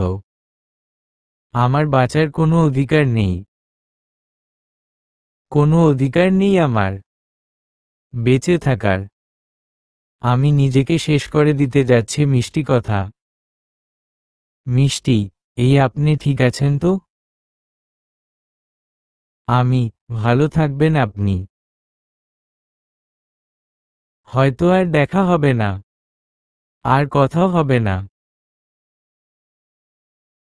আমি চেয়েছিলাম ট্রেনের নিচে যেয়ে মরব। কিন্তু ট্রেন আমি আসার আগেই চলে গেল। সমস্যা নেই। একটু অপেক্ষা করি। একটু পর আরেকটা ট্রেন আসবে। তখন না হয় মরব। আত্মহত্যা মহাপাপ। যত সমস্যাই আসুক না কেন, যত কষ্টই হোক না কেন, সেটা আত্মহত্যার শাস্তির কষ্টের থেকে কোটি কোটি গুণ কম। ট্রেনের শব্দটা মিষ্টি কথা শুনতে পেল। মিষ্টি, ট্রেনের শব্দ। এর মানে মাহমুদ স্টেশনে আছে। এখন 12টা, একটু পরই তো অন্য আরেকটা ট্রেন আইব। আল্লাহ, ওরে দেখাই আমি বুঝছিলাম মানুষটা কত জানি কষ্ট চাইপা আছে নিজের মধ্যে। কি করি আমি? আমি যাই, তারে বাঁচাইতেই হইব। মিষ্টি কথা ছুটছে আমাকে বাঁচাতে। আর আমি ছুটছি, না বাঁচতে ছুটছি না। স্টেশনে দাঁড়িয়ে আছি ট্রেনের অপেক্ষায়, নিজের প্রাণ বিসর্জনের অপেক্ষায়, প্রিয় মানুষের ঘৃণা থেকে মুক্তির অপেক্ষায়। আমি চলে গেলে হয়তো সে বুঝতে পারবে আমি কি ছিলাম তার জীবনে। আমি তার জীবনে না থাকলে হয়তো সে বুঝতে পারবে কেউ একজন ছিল যে তাকে কতটা ভালোবাসত। চোখ বুজে আজ মায়ের মুখটা খুব মনে পড়ছে। মনে পড়ছে আমার সেই অভাগা বাবার মুখটা, যাদের আমি অনেক দূরে ফেলে এসেছি একজনকে ভালোবেসে। মনে পড়ছে আমার মায়ের কান্না ভরা ভেজা চোখ, যা বাবার ব্যাকুলতায় আচ্ছন্ন মুখের জোর করে হাসার চেষ্টাটা। মাথা নিচু করে প্ল্যাটফর্মের বেঞ্চে বসে নিজের অপরাধগুলো মনে করছি। আমার মা তো কোনোদিন মাকে ভুল বুঝল না। হাজার অন্যায় করলেও আমার মা কোনোদিন আমাকে এমন করে বলেনি। আমার বাবা তো কোনোদিন আমাকে অবহেলা করেনি। আমার বাবা তো ছেড়ে আসার সময়ও হাত শক্ত করে ধরে রাখতে চেয়েছিল। আজ আমি সবার থেকে দূরে চলে যাওয়ার আগে একবার বাবা মায়ের সাথে কথা বলতে চাই। বাবার মোবাইলটা নষ্ট হতে গেছে। বাড়তি খরচার জন্য ফোন কিনে পাঠাতে পারিনি। চশমাটাও নাকি ঝাপসা হয়ে গেছে। ভেবেছিলাম আগামী মাসের বেতন এলে ঠিক করিয়ে দিব। দায়িত্ব এড়ানোর ভয়ে 2 সপ্তাহ হলো ফোন দেইনি। মা একবার 2বার কল করেছিল। ঠিক করে কথাও বলিনি। আজ নিজেকে খুব অপরাধী মনে হচ্ছে। সকল ভাবনা চিন্তা পাশে রেখে মোবাইলটা হাতে নিলাম। মায়ের মোবাইল নম্বরটা বের করে ফোন দিলাম। রিং হচ্ছে, কিন্তু ফোন তুলছে না। প্রতিটা রিং যেন 1000 বছরের অপেক্ষা মনে হচ্ছে। মায়ের কণ্ঠ শুনতে বুকটা ফেটে যাচ্ছে। ফোনটা কেটে গেল। মায়ের শরীরও তেমন ভালো থাকে না। দুজনই বয়স্ক মানুষ, হয়তো ঘুমিয়ে আছে। বাবার ব্যাংকে ফিক্সড ডিপোজিট আছে। আমার কখন লেগে বসে ভেবে এখনো ভাঙেনি। তাদের নিয়ে আমার চিন্তা নেই। আমার জন্য জমিয়ে রাখা তাদের সেই সঞ্চয় আমি বেঁচে না থাকলে নিশ্চয়ই কাজে লাগাবে। অবশেষে একটা শব্দ ভেসে এলো আমার কানে। ট্রেন চলার শব্দ। ট্রেন তার হর্ন বাজিয়ে এদিকেই আসছে। নিজেকে শক্ত করলাম। আর মাত্র কয়েক সেকেন্ড আছি। জীবনের সব কৃতকর্মগুলো যেন একই ঝলকে চোখের সামনে ভেসে উঠছে। ট্রেন লাইনের দিকে অগ্রসর হচ্ছি। 1 কদম 2 কদম করে ট্রেন লাইনের উপরে দাঁড়িয়ে আছি। ট্রেনও অনেকটা কাছে চলে এসেছে। এখনই সবাইকে শান্তি নিয়ে চির কষ্টকে গ্রহণ করতে চলেছি। ট্রেন চলে গেল। কিন্তু যেতে পারলাম না আমি। আত্মঘাতী হওয়ার মতো পাপ থেকে আল্লাহ আমাকে বাঁচিয়ে নিলেন। পাঠিয়ে দিলেন মিষ্টি কথাকে। ছুটে এসে টেনে আমাকে নামিয়ে দিল ট্রেন লাইন থেকে। আমি নিজের মধ্যে নেই। দুজনই প্ল্যাটফর্মের বেঞ্চে এসে বসলাম। আমি মাথা নিচু করে আছি। মিষ্টি, এই আপনি কি পাগল? কেউ এমন করে? কি এমন হইছে যে নিজেরে শেষ করতে এইখানে আইছেন? আমার মুখে কোনো কথা নেই। জড়িয়ে ধরলাম মিষ্টি কথাকে। সেও আমাকে জড়িয়ে সাহস জোগাচ্ছে। জোরে বৃষ্টি শুরু হলো। আকাশের কষ্ট ঝরে পড়ছে বৃষ্টি হয়ে। আমি নিজেকে মিষ্টি কথার থেকে দূরে সরিয়ে নিলাম। মিষ্টি, এবার কন কি হইছে? এইভাবে কারো কথা না ভাইবা কেন নিজের জীবন শেষ কইরা দিতে যাইতাছিলেন? আমি মিষ্টি কথাকে নিজের জীবনের কাহিনী শুরু থেকে সবটা বললাম। এমনি এক বৃষ্টির রাতে বাস স্ট্যান্ডে ছাতা হাতে দাঁড়িয়ে থাকতে দেখেছিলাম ওকে। এরপর তার পিছনে ঘোরা শুরু। সে কলেজে যেত, পিছন পিছন যেতাম। শুধু তাকে এক ঝলক দেখার জন্য। এমনি করে কয়েক মাস কেটে গেলে জায়গা পেলাম তার মনে। কখনো জোর করিনি তাকে। সেই এসে বলেছিল প্রেম করবে না, সোজা বিয়ে করতে চায়। তখনও অতটা স্মার্ট ছিলাম না। তখন সে সেই আনস্মার্ট আমিকে ঠিক ভালোবেসেছিল। গ্রামের বাড়িতে থাকতাম। সে বলেছিল তার অসুবিধা হচ্ছে, শহরে থাকতে চায়। বাবা মা অনেক বুঝিয়েছিল একটু অ্যাডজাস্ট করে নিতে। তখন তাকে ভালোবেসে নিজের বাবা মায়ের বিপক্ষে গিয়ে তাকে নিয়ে শহরে চলে এলাম। সে চায়নি বাবা মায়ের সাথে থাকতে। আমিও জোর করিনি। বাবা মাকে কম বেশি খরচা দিতাম। তাতেও তার সমস্যা ছিল বলে লুকিয়ে দিতাম। কারণ আমি একটা কথা জানতাম,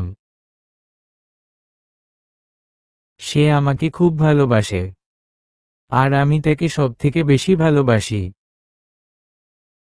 সময়ের সাথে সাথে আচরণের পরিবর্তন, আর এই অবধি এসে জানি না সম্পর্কের কতটা পরিবর্তন হয়েছে। আমার সকল কথা শুনে মিষ্টি কথা চুপ হয়ে গেল।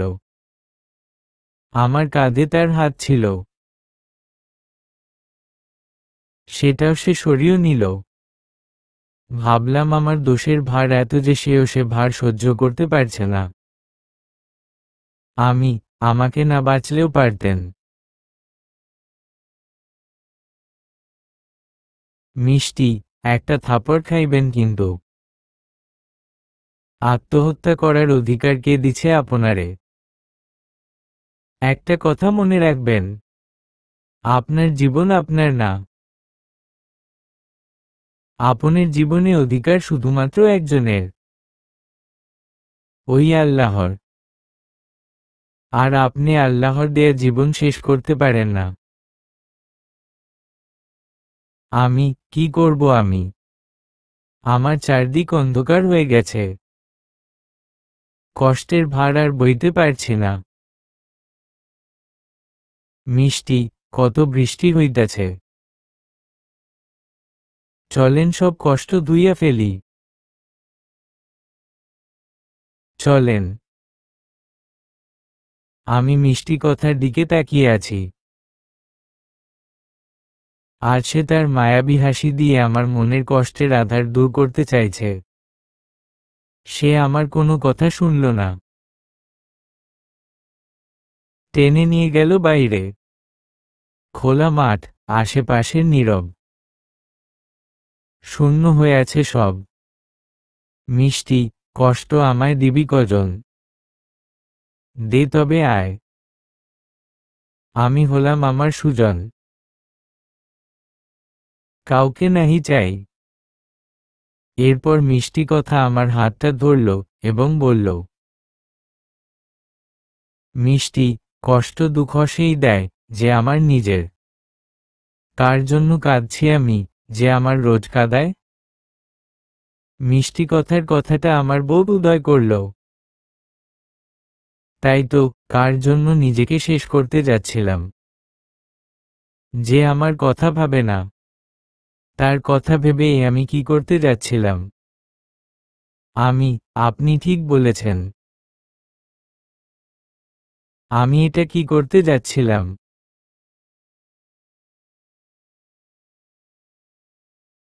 বেঁচে থাকলে তৃষা আমাকে মূল্য দিচ্ছে না। আমি মরে গেলে ও তো মনেও করবে না। আর আমার মা, সে তো আমি মরে গেলে শোকে শোকেই মরে যাবে। না, আমাকে আমার বাবা মা, আমার পুতুলের জন্য বাঁচতে হবে। মিষ্টি কথার কথায় অনেকটা সাহস পেয়েছি। আর তৃষার কাছে ভালোবাসার ভিক্ষা করব না। যার দেয়া যন্ত্রণা আমাকে মৃত্যুর মুখে নিয়ে এসেছিল, সে আর যাই করুক ভালোবাসতে পারে না। এমন সময় বজ্রপাত হয়। বজ্রপাতের শব্দে মিষ্টি কথা কেঁপে উঠে আমাকে জড়িয়ে ধরল। কিছুক্ষণ অমনভাবে থেকে ও নিজে থেকেই সরে গেল। সে আর আমি একে অপরের দিকে তাকিয়ে আছি। নিস্তব্ধতা বিরাজ করছে চারিদিকে। হঠাৎ সে আমার ওষ্ঠে চুম্বন করে অনেকক্ষণ অমন অবস্থায় রইল। আমি মিষ্টি কথাকে ছাড়িয়ে নিলাম। এটা আপনি কি করলেন? আমি বিবাহিত। আমার একটা মেয়ে আছে। আর আমি আমার স্ত্রীকে ভীষণ ভালোবাসি। মিষ্টি, আর আপনার স্ত্রী? আমার কাছে তার প্রশ্নের কোনো জবাব রইল না। এই কয়দিনে মিষ্টি কথার উপর আমিও মোহিত হয়নি, এ কথা বলা ভুল হবে। সম্পর্কের মর্যাদার কথা ভেবে এবারও সীমারেখা অতিক্রম করব না। আপনি চলে যান মিষ্টি কথা। এটাই হয়তো আপনার সঙ্গে আমার শেষ আলাপ। শেষ দেখা। মিষ্টি, এই দেখা কোনো মতেই শেষ দেখা হইতেই পারে না। এই সাক্ষাৎ হয়তো আমাদের একই পথে হাইটা চলার আরম্ভ। আমি মিষ্টি কথার দিকে তাকিয়ে আছি। আমি নিজের ভাঙ্গা হৃদয়কে আটকে রাখতে পারছি না। আমার তৃষ্ণার্ত মন ভালোবাসা চায়। হ্যাঁ, আমি নিজের পা বাড়াবো। আমাদের গল্পে তৃতীয় চরিত্র হওয়ার অসম্মান সহ্য করতে পারবে? মিষ্টি, পারব। মিষ্টি কথাকে জড়িয়ে ধরলাম। আমি আপনাকে ভালোবাসার চেষ্টা করব। আমি জানি সময় লাগবে। তবুও আপনাকে ভালোবাসব। সকালবেলা গ্রামের বাড়িতে গেলাম। ঘরের দরজা খোলাই ছিল। ঘরের ভিতরে ঢুকলাম। বাবা শুয়ে আছে এবং মা তাকে বাতাস করছে। ঘরে কারেন্ট নেই। এই গরম মা বাবা সহ্য করছে। অথচ আমার ঘরে কারেন্ট চলে গেলে 2-4টা চার্জার ফ্যান চলে আমার স্ত্রীর গরম দূর করার জন্য।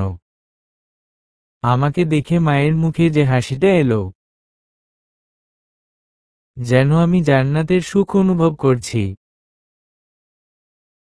মা, বাবু, তুই। বাবাও উঠে বসলেন। বাবারও খুশির শেষ নেই। মা দৌড়ে এসে আমাকে জড়িয়ে ধরলেন। আমি যেন আমার সব দুঃখ এক নিমিষেই ভুলে গেলাম। মিথ্যা ভালোবাসার খোঁজে খাঁটি ভালোবাসার থেকে এতকাল দূরে রইলাম। মা, ভালো আছোস তো আব্বা তুই? আহারে, আমার বাবা দা শুকাই গেছে। বাবা, কি হইছে মাহমুদ, তুই এইখানে? বাবা ঠিক আছে তো? মা, তুমি কথা কইও না তো। আমার পোলা কতদিন পর আইছে। তুমি বাজারে যাও, মাছ মাংস নিয়ে আহো। বাবা, তৃষা আম্মা আহে নাই? আমার নাতিন আহে নাই? না মা। মা, এই বুইড়া তুমি দাঁড়াইয়া আছো ক্যা? যাও যাও, তুমি যাও। ওর টাকা দিতেই তো ভুইলা গেছি। দাঁড়াও দাঁড়াও। মা আলমারি থেকে টাকা বের করে সব টাকা বাবাকে দিয়ে দিল। মা, আমার ঔষধ 2 দিন পরে কিনো। আমার বাবা আইছে। যাও। হায়রে, আমি কত কপাল পোড়া। আমি কি রেখে দূরে চলে গেলাম। আল্লাহর বউয়েরা চলে গেলে আমি এই বাবা মা কোথায় পাবো? না, হার না। অনেক অন্যায়কে প্রশ্রয় দিয়েছি। এবার একে একে সব ঠিক করার পালা। বাবা মাকে জড়িয়ে ধরলাম। পা ধরলাম। নিজের ভুলের জন্য ক্ষমা চাইলাম। আর আমার বাবা মা আমার কোনো ভুলই খুঁজে পেল না। সন্ধ্যাবেলা শহরের বাড়ি ফিরে এলাম। কলিং বেল বাজাতেই আমার পুতুল মা দরজা খুলল। পুতুল, বাবা। বাবা বলে মা আমাকে জড়িয়ে ধরল। ওদিক থেকে আওয়াজ এলো, তৃষা, সারাদিন কোথায় ছিলে? নিজের দায়িত্ব থেকে তো পালিয়ে বেরিয়েছ। তৃষার চোখ দরজার দিকে পড়ল। বাবা মা তাদের ব্যাগ নিয়ে দাঁড়িয়ে আছে। আমি, আব্বা মা, এসো। তৃষা খুশি না হলেও কিছু বলল না। মা বাবা নিজের নাতনিকে দেখে খুব খুশি হল। আমার 3 ছেলে মেয়ে আজ আনন্দিত। তৃষা আমাকে রুমে নিয়ে গেল। তৃষা, তোমার মা বাবা এখানে কি করছে? আমি, এখন থেকে তারা এখানেই থাকবে। তৃষা, মানে? আমি, কি মানে? তৃষা, মানে তুমি ভালো করেই জানো। এই প্রথমবার আমি তৃষার দিকে চোখ রাঙিয়ে তাকালাম। তৃষা আর কিছু বলতে পারল না। আমি, কোনো প্রবলেম থাকলে বলো। তৃষা, দেখো তুমি তো জানো কত খরচ। আমি, আমার বাবা মায়ের খরচ আমি পোষাবো। তুমি না। আর একটা কথা, বাবা মায়ের সামনে হেসে কথা বলবে। একদম রাগ দেখাতে আসবে না। তৃষা, আমি তোমাকে আগেই বলে দিয়েছি, আমি তোমার বাবা মায়ের সঙ্গে থাকতে পারবো না। আমি, না থাকতে পারলে চলে যাও। তৃষা, চলেই যাব। এই বলে তৃষা ব্যাগ গুছিয়ে নিল। মা বাবা দুজনেই কষ্ট পায়। মা, আমাগো লাইগা তোমরা ঝগড়া কইরো না। আমরা চইলা যামু।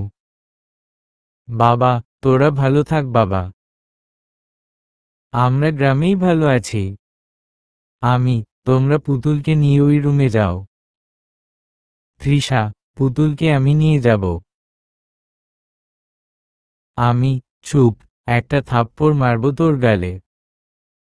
তুই যাবি একা যা। তৃষা, চেঁচিয়ে, তোমার সাহস কি করে হয় আমার সাথে এভাবে কথা বলার?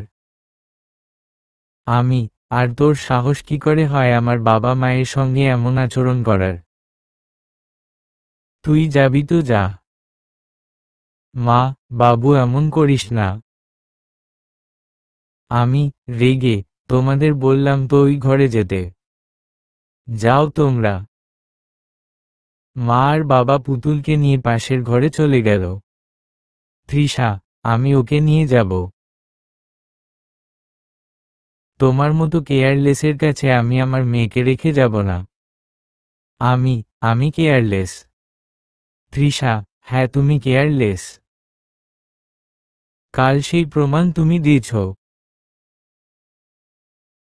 আমি, ওকে আমি কেয়ারলেস। এবার তুই বল, পুতুলের কাছে ঘুমের ওষুধ গেল কিভাবে? তুই ওকে চোখে চোখে রাখলি না কেন? তৃষা, তুই তুকারি করবে না। আমি, তুই ব্যাগ গোছা, আর যেখানে যাচ্ছিলি যা। যা। তৃষা অত্যন্ত জেদি একটা মেয়ে। চলে গেল নিজের ইগোকে সবার উপরে রেখে। মেয়ের দিকেও তাকালো না। 2 দিন হয়ে গেল, তবুও ওকে আনতে যাচ্ছি না। তৃষার ভাবি, সব কিছুর একটা লিমিট থাকে। তুমি এতদিন ওর সাথে যা যা করছো, ও কিছুই বলেনি। এবার ওর ধৈর্যের বাঁধ ভেঙে গেছে। এবার তোমার কপাল তুমি বোঝো। তৃষা, তুমি আমার সাথে এভাবে কথা বলতে পারো না। তৃষার ভাবি, একদম গলা উঁচু করে কথা বলবে না। মেহমান হয়ে এসেছো, 2 দিন থাকবে, ভালো মতো থাকো। এটা তোমার ভাইয়ের বাড়ি, তোমার স্বামীর বাড়ি না। তৃষা, দেখলে মা, ভাবি কি বলছে? তৃষার মা, ও ঠিকই বলছে। এটা তোর বাড়ি না। আর আমার ছেলের বউ আমার সাথে সব সময়ই নিজের মায়ের মতো আচরণ করে। আমার প্রতি সব দায়িত্ব পালন করে। ও তো মতো না। তৃষা, মা তুমিও। তৃষার মা, মেয়েদের স্বামীর বাড়ি তার আসল বাড়ি। আর সেই বাড়ি ছেড়েই চলে এলি।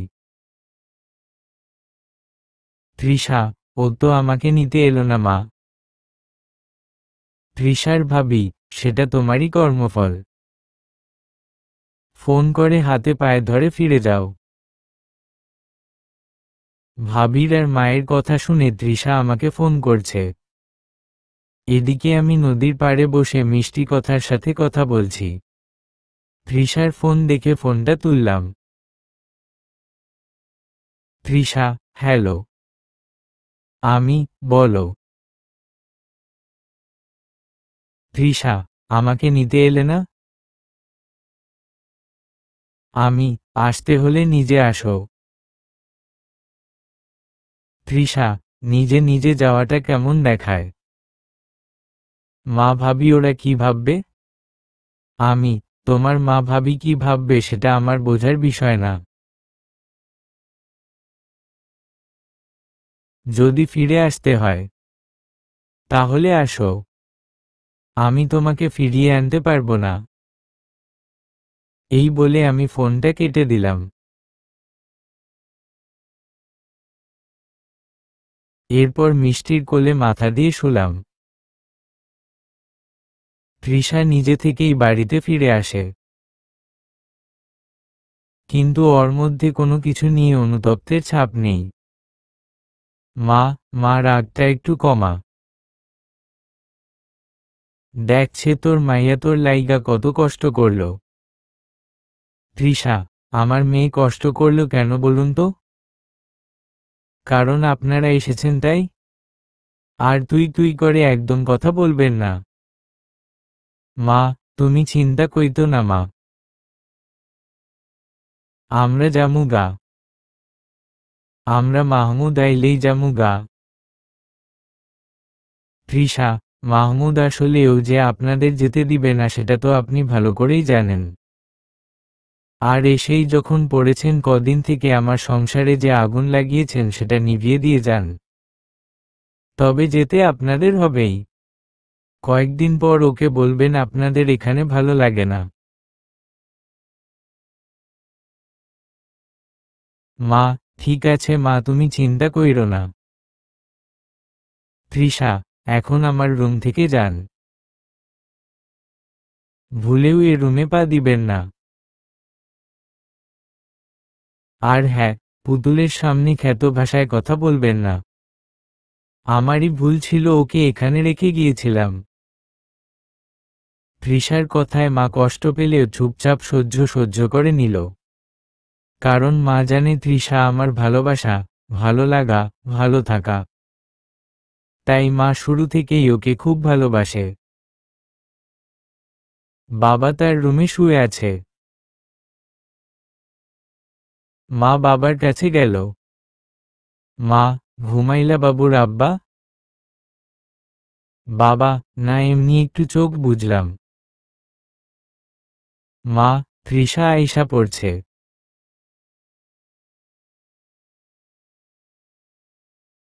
শোনো আমাগো আর এইখানে থাকার কাম নাই। আমরা এইখানে থাকলে অশান্তি হইব। আমার পোলাদা কষ্ট পাইব। বাবা, ঠিকই কইছ। আমিও এইখানে থাকতে চাই না। মা, 2 দিন থাইকা ওরে কমু এইখানে বন্দি বন্দি লাগে গেরামে দিয়া আয়। বাবা, হ। এখন গেলে গা তৃষার লগে ঝগড়া করব। ভাববো আমাগো তাড়াইয়া দিছে। মা, হুম। আমার পোলাপান ভালো থাকুক, আর কিছু লাগবো না। বাবা, হুম। আমার সাথে থাকবে বলে বাবা মা খুব খুশি হয়েছিলেন। কিন্তু তাদের খুশি এত কম সময়ের জন্য হবে সেটা তারা ভাবতে পারেনি। মা বাবা দুজনেই কষ্ট পাচ্ছে কিন্তু বলছে না। কয়দিন পর খাবার টেবিলে আমি, বাবাকে মাছের মাথাটা দাও। তৃষা, মাছের মাথাটা পুতুলকে খাইয়ে ফেলেছি। আমি, 2টা মাছ ছিল। তৃষা, একটা আমি খেয়েছি। আমি, ওকে, মা বাবা তোমরা নাও। তৃষা আমাকে মাছের একটা পিস দিল। এরপর মা বাবাকে একটা মাছ দিল, মা একটা নিল। আমি, খাওয়া নিয়ে কোনো দিন ক্রিয়েট করতে চাই না, তাই আজকে কিছু বলছি না। মা, হইছে থামো, আমরা এমনিতেই মাছ খাই না, আমিই ওরে ছোট কইরা পিস করতে কইছি। আমি, তোমাকে কারো সাফাই গাইতে হবে না। কে কেমন সেটা আমি ভালো করেই জানি। বাবা, বাবু একটা কথা আছিল। আমি, বলো। বাবা, আমরা গেরাম হাট করা মানুষ। এইখানে মনে হয় যেন আমাগো খাঁচায় বাইন্ধা রাখছে। গেরামে যাইয়ে কয়দিন থাইকা আইলে মনে হয় ভালো হইতো। মা, হয় আব্বা, তুই কালকে আমাগো দিয়াহিস। আমি, এখানে থাকতে থাকতে অভ্যাস হয়ে যাবে। কোথাও যাওয়ার কথা মুখেও আনবে না। আর তোমাদের নিয়ে যদি কারো কোনো সমস্যা থেকে থাকে তাহলে সে যেন চলে যায়। তৃষা, এখানে আমাকে টানছো কেন? আমি কি ওনাদের তাড়িয়ে দিচ্ছি? আমি, তাড়িয়ে দিতেই পারো। সারাদিন তো বাসায় থাকি না, কি হয় না হয় সব তো জানতে পারি না। আর মা আব্বা কিছু বলবেও না। তৃষা, আমি তাদের যেতে বলিনি। থাকুক না তারা। আমি, গুড। তো আব্বা মা, তোমরা যাওয়ার কথা মাথা থেকে ঝেড়ে ফেলে। মা, কিন্তু বাবু। আমি, কোনো কিন্তু না। চুপচাপ খাও। রাতের বেলা আমার বেডরুমে খাটের উপরে বসে তৃষা তার বান্ধবী ফারিহার সঙ্গে ফোনে কথা বলছে। তৃষা, কি যে হয়েছে ওর? আমার ভোলা ভালা মাহমুদ কেমন আচরণ শুরু করেছে। ফারিহা, ওরে বাবা আমার মাহমুদ। হাসালি সখী। তৃষা, যতই হোক আমার হাজবেন্ড তো। এভাবে হাতের বাইরে কেন যে চলে গেল? ফারিহা, রাবারও বেশি টানলে একটা সময় ছিঁড়েই যায়। তুই ওর সাথে যেমন আচরণ করিস। তৃষা, তুই তো বলেছিলি এমন করলে হাতের মুঠোয় থাকবে। ফারিহা, তুই অতিরিক্তই করেছিস রে। তৃষা, হয়তো অতিরিক্ত হয়ে গেছে। ফারিহা, লাস্ট টাইম কবে হয়েছে? তৃষা, মানে? ফারিহা, লাস্ট কবে ওসব করেছিস? তৃষা, 3-4 মাস আগে। ফারিহা, ও এতদিনই কাছে আসতে চায়নি? তৃষা, চেয়েছিল। কিন্তু তুই তো বললি অনেক তরপিয়ে তারপর ওর ইচ্ছা পূরণ করতে। তাহলে নাকি হাতে থাকবে? ফারিহা, আজ রাতে ওকে মন ভরে আদর কর। নিজের সবটুকু উজাড় করে দে। যতই হোক পুরুষ মানুষ। দেখবি সকাল থেকে আবারও তোর কন্ট্রোলে চলে যাবে। তৃষা, বলছিস? ফারিহা, নিজেকে আজ সাজিয়ে ওর সামনে উপস্থাপন কর, যেন দেখেই হাবলে পড়ে। তৃষা, ঠিক আছে, এটাই করব। ফোন রাখছি। Fariha, all the best. স্বামী স্ত্রীর মধ্যে অশান্তির অন্যতম কারণ সেই অসৎ বন্ধু যে তাদের সংসার বিষয়ক কুপরামর্শ দিতে থাকে। তৃষা ও তার বন্ধুদের দেখানো পথে হেঁটে আমার থেকে অনেকটা দূরে চলে গেছে। আমি ঘরে ঢুকতেই দেখি তৃষা লাল শাড়িতে পরে সেজে বসে আছে, আমাকে কাছে টেনে নেয়ার জন্য। কিন্তু আমি ওর প্রতি টান অনুভব করলাম না। ওকে দেখে কোনো ফিলিংসই হলো না। তৃষা, কেমন দেখতে লাগছে আমি? আমি, ভালো। তৃষা, শুধু ভালো? আমি, তুমি বরাবরই সুন্দরী তৃষা। তৃষা, আজ আমার মুড কেন জানি না তোমাকে কাছে পেতে চাইছে। আমি, কিন্তু আমার চাইছে না। তৃষা, মানে? আমি, মানেটা সহজ। I have no desire to forsake you. Trisha, আমার সাথে এভাবে কথা বলছো কেন? আমি কি করেছি? কয়দিন ধরে দেখছি আমার প্রতি তোমার আচরণ বদলে গেছে।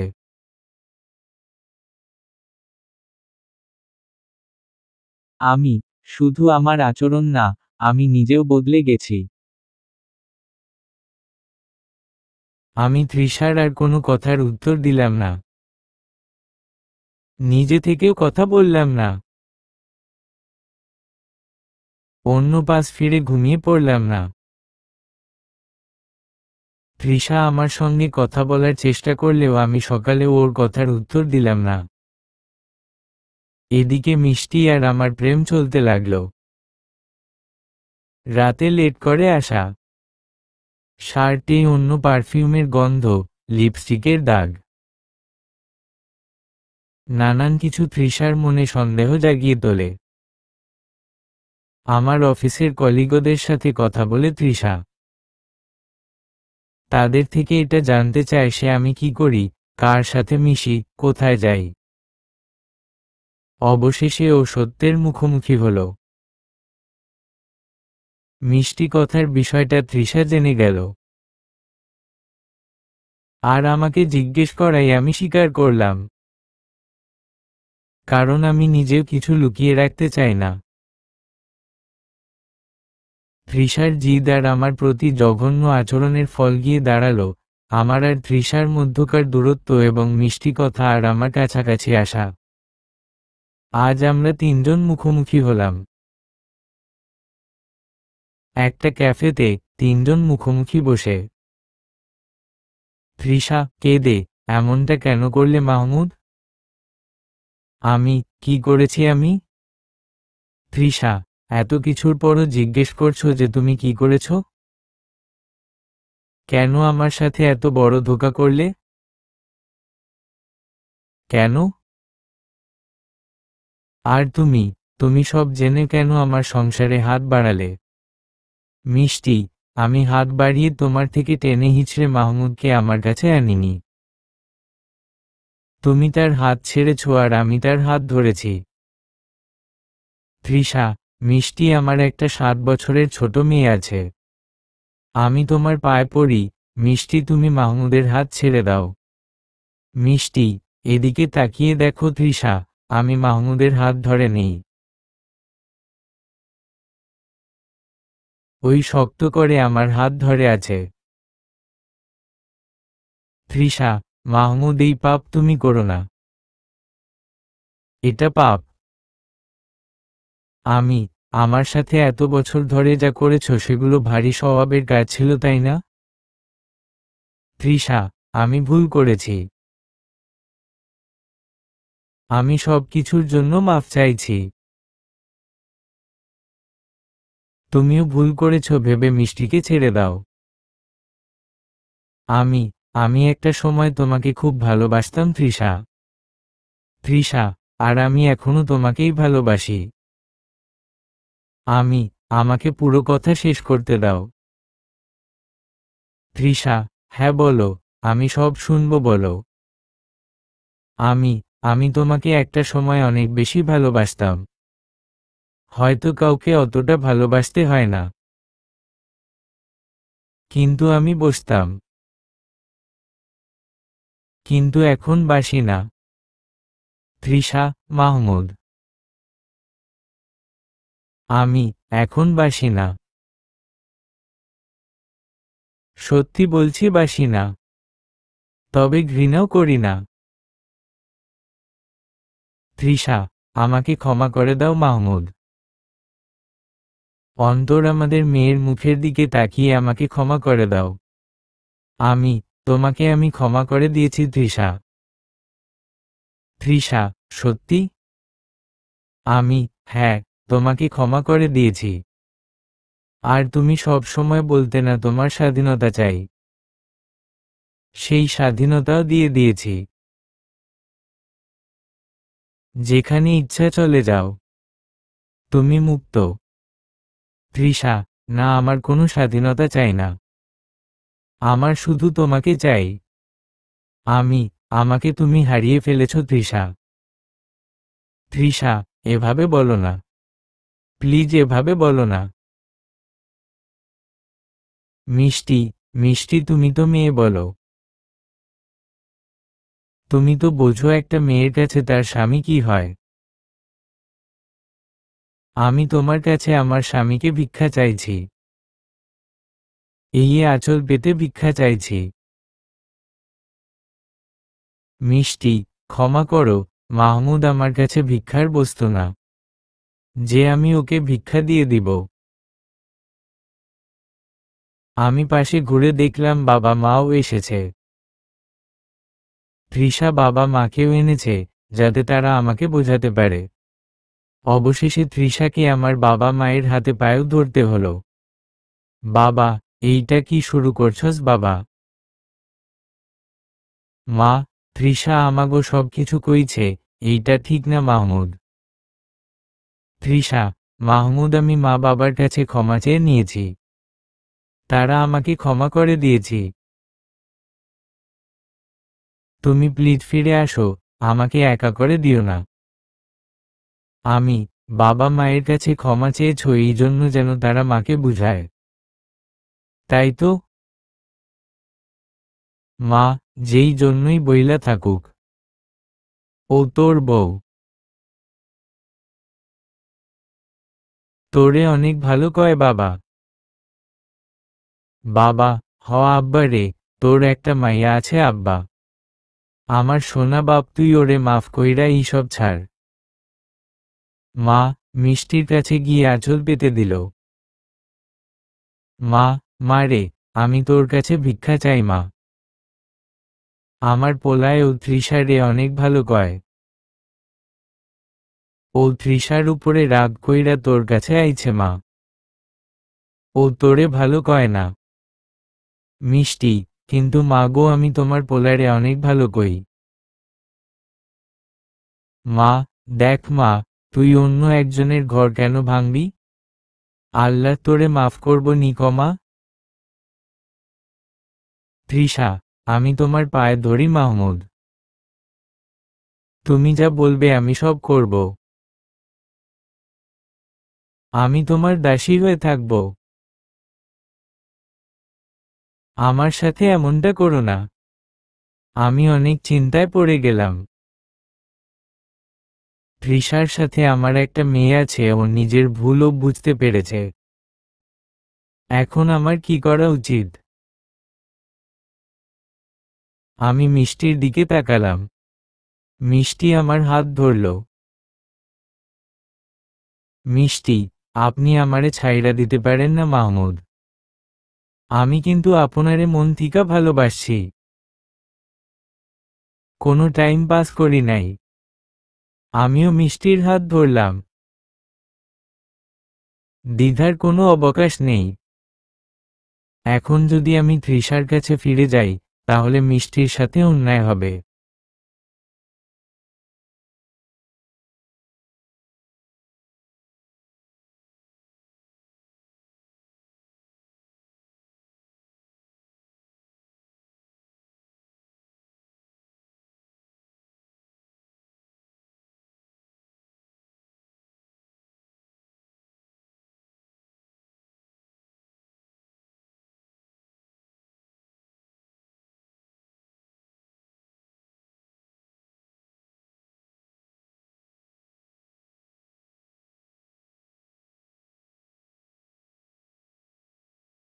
আমি মিষ্টির সাথে অন্যায় করতে পারবো না।